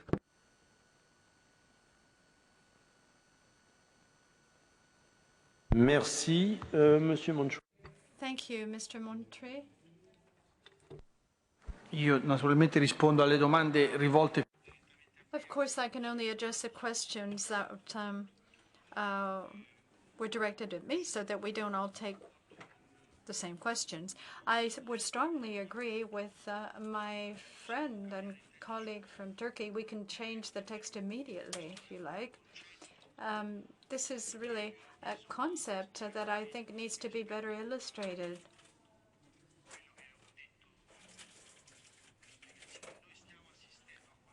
I think we're witnessing something that is very different from the time of Al-Qaeda. I think that we're witnessing, well, the tendency to take advantage of extensive radicalism that often has nothing to do with the Islamic world. A lot of people who live in the outskirts in European cities, and many of them that become adepts or converts, are people who have a background and a history of radicalism and of having a hard time in society. The new element is that this phenomenon is cross-cutting, and that's why I started my paper talking about the theory of vacuums, of empty spaces, which are not only geographical and political, but also cultural, and that are true and apply to both shores of the Mediterranean. So I fully take your comments on board. Ours is a struggle, a fight against any manifestation of violent radicalism. Terrorism and immigration. Now moving on to the question of our colleague from Algeria. I tried to say that the link between terrorism and immigration is not the same link that the public opinion points to. I don't think that we're exposed to the risk of the arrival of terrorism. Instead, the risk is that immigration be used as a means to finance terrorism. And unfortunately, we have hard evidence pointing to that. And General Serra made mention of that in his paper. And that the immigrants and immigration flows, if they're not managed properly, well, the people coming to the West will be disillusioned, disenchanted, and this, in the longer term, might fuel terrorism. And I think that this is a perspective we need to explore very seriously. So I think your question was absolutely appropriate, and I completely agree with what you ask. What kind of a solution do I glimpse for Libya? I don't know about that. I really do strongly agree with the speakers next to me when they say that the process must be directed at supporting the new government. It's a difficult task, of course, and we have to see to it that there's an agreement between this government and the previous government. It's not easy, of course, because these two governments are in conflict with each other, and they are sponsored, they are supported by forces outside of Libya. What I think we need to strive to achieve is to foster in the shortest time possible the consolidation of the national government, because I think that the greatest risk there is in Libya is that the economy will not be revived, will not recover, and neither will the power of the actual state, so that there is a consolidation of the relationship between terrorism and illegality, which is a terrible scenario that we've seen elsewhere that can exacerbate the situation. I don't think that Syria and Libya are the same in terms of the events unfolding there. But from the point of view of security, though events are different, we can say that illicit trafficking and terrorism have become endemic in both. And this is perhaps even more difficult to fight. And that's why I'm so concerned with what happens in Libya. And that's why I think we need to work together to find solutions. Merci. Thank you. And we will now begin the last speakers, Mr. Ghazin from Palestine, Mr. Amir, I think, from Algeria, Mr. Azri from Morocco, and Mr. Al-Nazi from Saudi Arabia. This is, or Madam, I'm not sure who. This is the last round of speakers. I'll start with Mr. Ghazin from Palestine. This is the last, fourth and last round of comments or questions.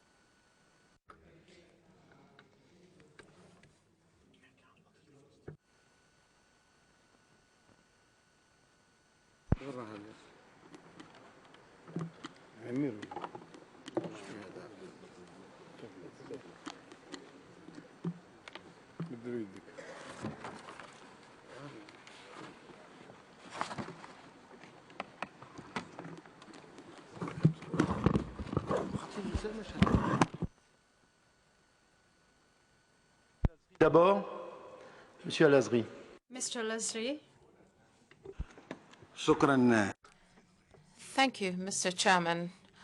I have a question directed to Mr. Manciulli and General Serra.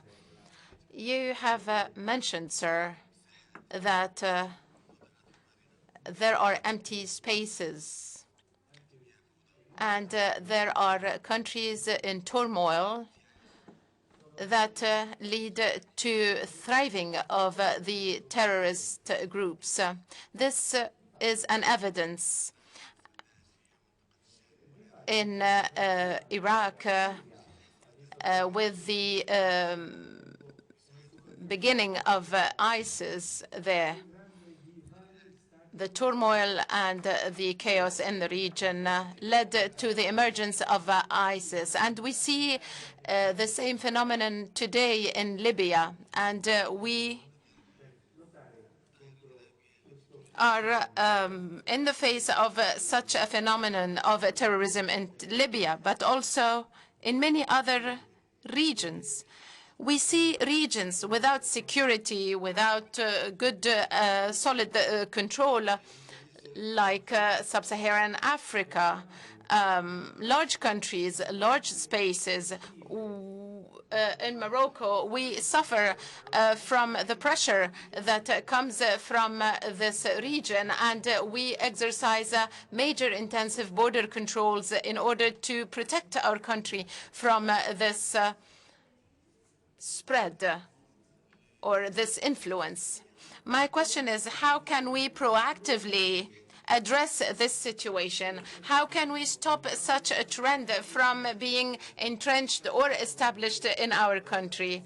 We know that fighting ISIS will require time, and fighting will lead to more hotspots that we have to deal with. Therefore, what are the proactive steps we can take today to uproot and to finish this phenomenon of ISIS entirely? Mr. Amir, Algeria. Mr. Bentera, Algeria. Thank you, Mr. Chairman. I should like to thank all the speakers for their valuable contributions. It was said that the political situation in Libya is extremely difficult. The situation on the ground is very difficult in view of the different ideologies, means, as well as the different goals. And the question was raised whether fighting ISIS, fighting Daesh, and combating them at the military level will put an end to this problem. From our point of view in Algeria, the answer is no.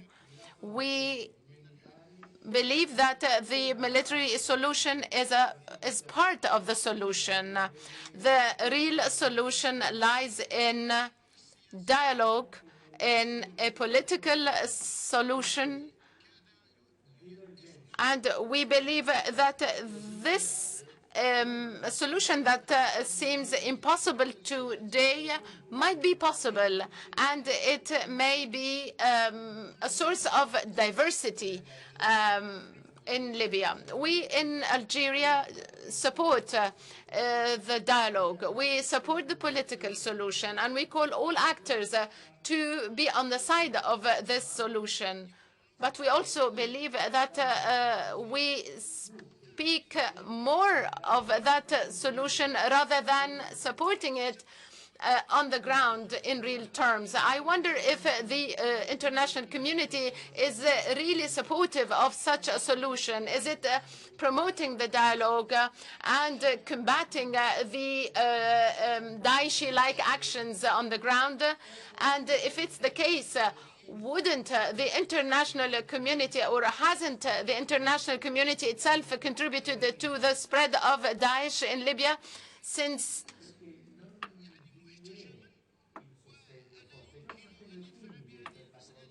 it has adopted its own interests in Libya? We hear talking about military solution all the time without emphasis on the political solution. We say we in Algeria say we need to focus on the political solution. We need to spread moderate thinking, moderate ways to find a solution to the crisis in Libya. Thank you. Merci. La parole est... Thank you. Mr. Al-Aziz, Saudi Arabia.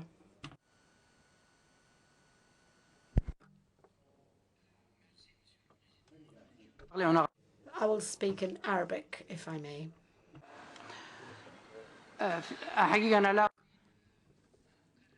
In fact, I should not like to repeat what was being by my colleagues regarding the military solution. I welcome the report and I welcome its objectivity. It has diagnosed the problem, but it should focus more on solutions. We are pursuing that solution. We can understand the situation, but we need solutions.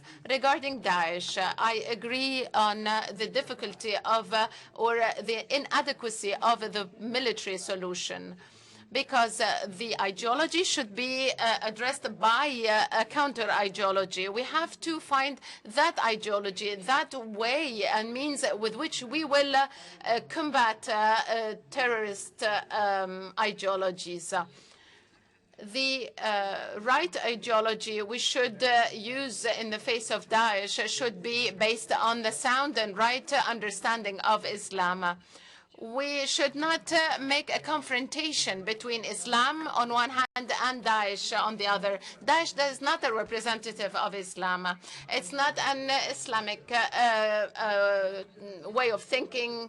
It claims to be so. It claims to be the defender of Islam, and we are the victims of Daesh. We in Saudi Arabia, we have suffered from almost 300 terrorist acts by Daesh. We have counseling centers in my country. This is the right way to spread the right understanding of Islam. Islam is not moderate or not moderate. There is the right, the Islam itself that should be presented to all. Therefore, I believe that we should adopt a way of thinking, an ideology to fight the extremist way of thinking that is pretending to be of Islam, and it has nothing to do with Islam. Again, I believe that imported solutions will not work in our region. We cannot think of addressing or combating Daesh. We should also address the reasons that led to the thriving of Daesh and its ideologies in the region. The region requires a fair political solution. And by dealing with this problem or this situation, we will be able to eradicate Daesh entirely. And therefore, I focus again on ideology to face that of Daesh. Thank you. Dernière question, celle de Monsieur. Mr. El Jamali, Tunisia has the last question. Shukran. Thank you, Mr. Chairman. As a deputy from Tunisia, I cannot fairly talk about Libya since it has direct implications on our national situation in Tunisia. Tunisia has hosted over 2 million Libyans by its own means, without international support or assistance, and we currently host over 1 million Libyans living among us in Tunisia. Tunisia is one of the countries directly concerned by the situation in Libya. Let me ask my question, and I will try to be brief. Haven't you thought about a formula to make use of the consensual Tunisian experience that led Tunisia into a peaceful transition. Have you thought about adopting the balanced ways of Tunisia to address the situation in Libya? Have you thought about engaging Tunisia in addressing and solving the crisis in Libya? Because we believe that the solution in Libya cannot be but political. Any other violent intervention will have a negative impact on Tunisia, and therefore it is in our interest to find a peaceful political solution in Libya. And therefore, let me ask you, what are formulas or ideas do you have to cooperate with Tunisia in addressing this situation? Thank you. Monsieur Manciulli pour la réponse. Mr. Manciulli, please, over to you now for your answers. Well, I have been asked different questions, but they all had to do with the same topic that we addressed in the last round of questions, i.e. the sort of cultural approach that we have to take. And the point made is one I agree with. There should be no generalization when it comes to Islam. It is clear that using a cultural approach is hard, and it's hard to reach an agreement. I believe that, as my Saudi colleague said in his closing remarks, I believe that the first thing we should do is isolate and stress that these people are not part of Islam. In other words,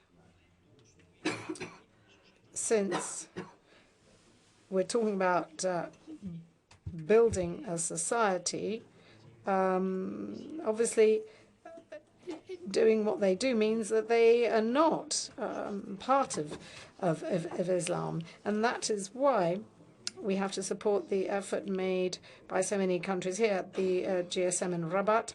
I remember visiting a number of centers where significant preventive measures are implemented. I know this is true of Saudi Arabia. I know there are many other countries that have similar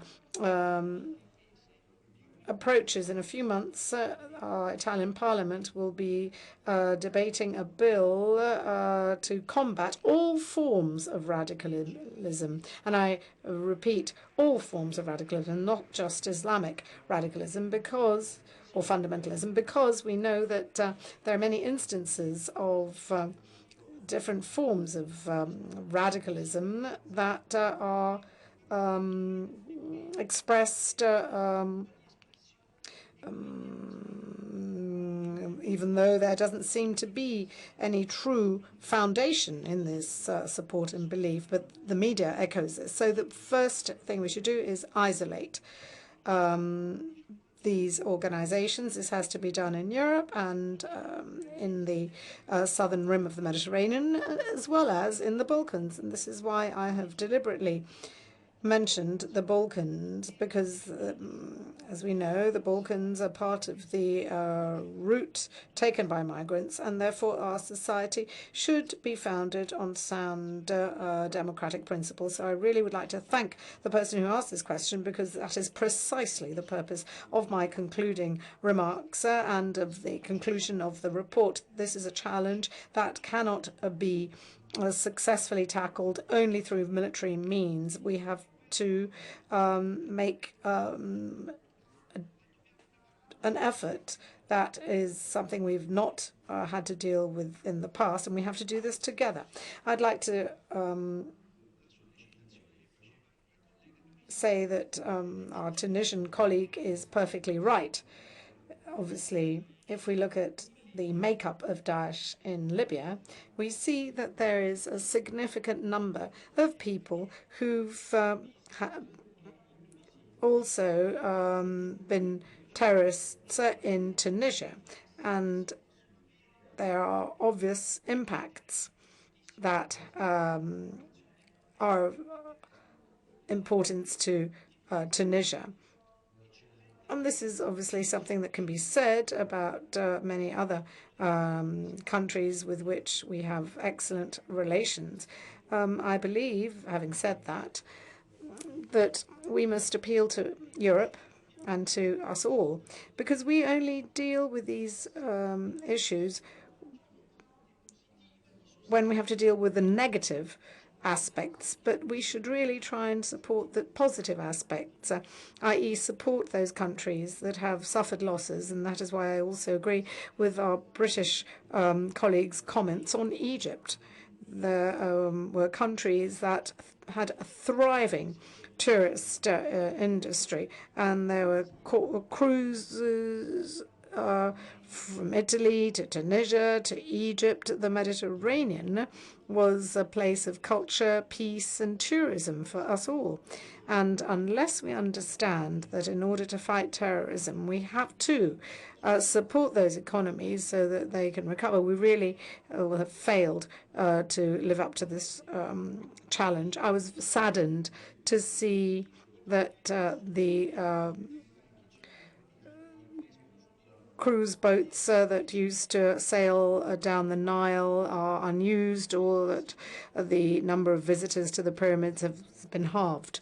This is something that has an impact not just on our security, but on our economy, and that is why I hope that Europe will be more generous than has been the case so far. Merci. Thank you, Andrea.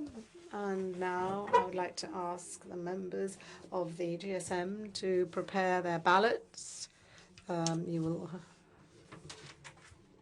all have found cards for you to vote. Here we are. They were given to you upon registration. I noted that Andrea said that he will take into account a number of remarks made by Lord Jopling and Mr. Bak from Turkey. And even when it comes to Egypt as well, an attempt will be made to include the various remarks. So those who agree to adopt this report are invited to raise their name cards, please, or ballots. Thank you. Those who are against, those who abstain. Well, I would like to congratulate Andrea for having seen his report approved unanimously after our Q&A session, and I would like to congratulate you once again. So, at this point, we can close our meeting for the day, and you are free for a short time, however, because at 7:30, we must be ready to depart from Piazza di Montecitorio. 7:30 will be the departure near the obelisk on Piazza di Montecitorio, and we will be taken to the reception and dinner. Don't forget your badges, please. 7:30 departure by bus from Piazza di Montecitorio. Thank you very much for your interest, for your participation, and see you later.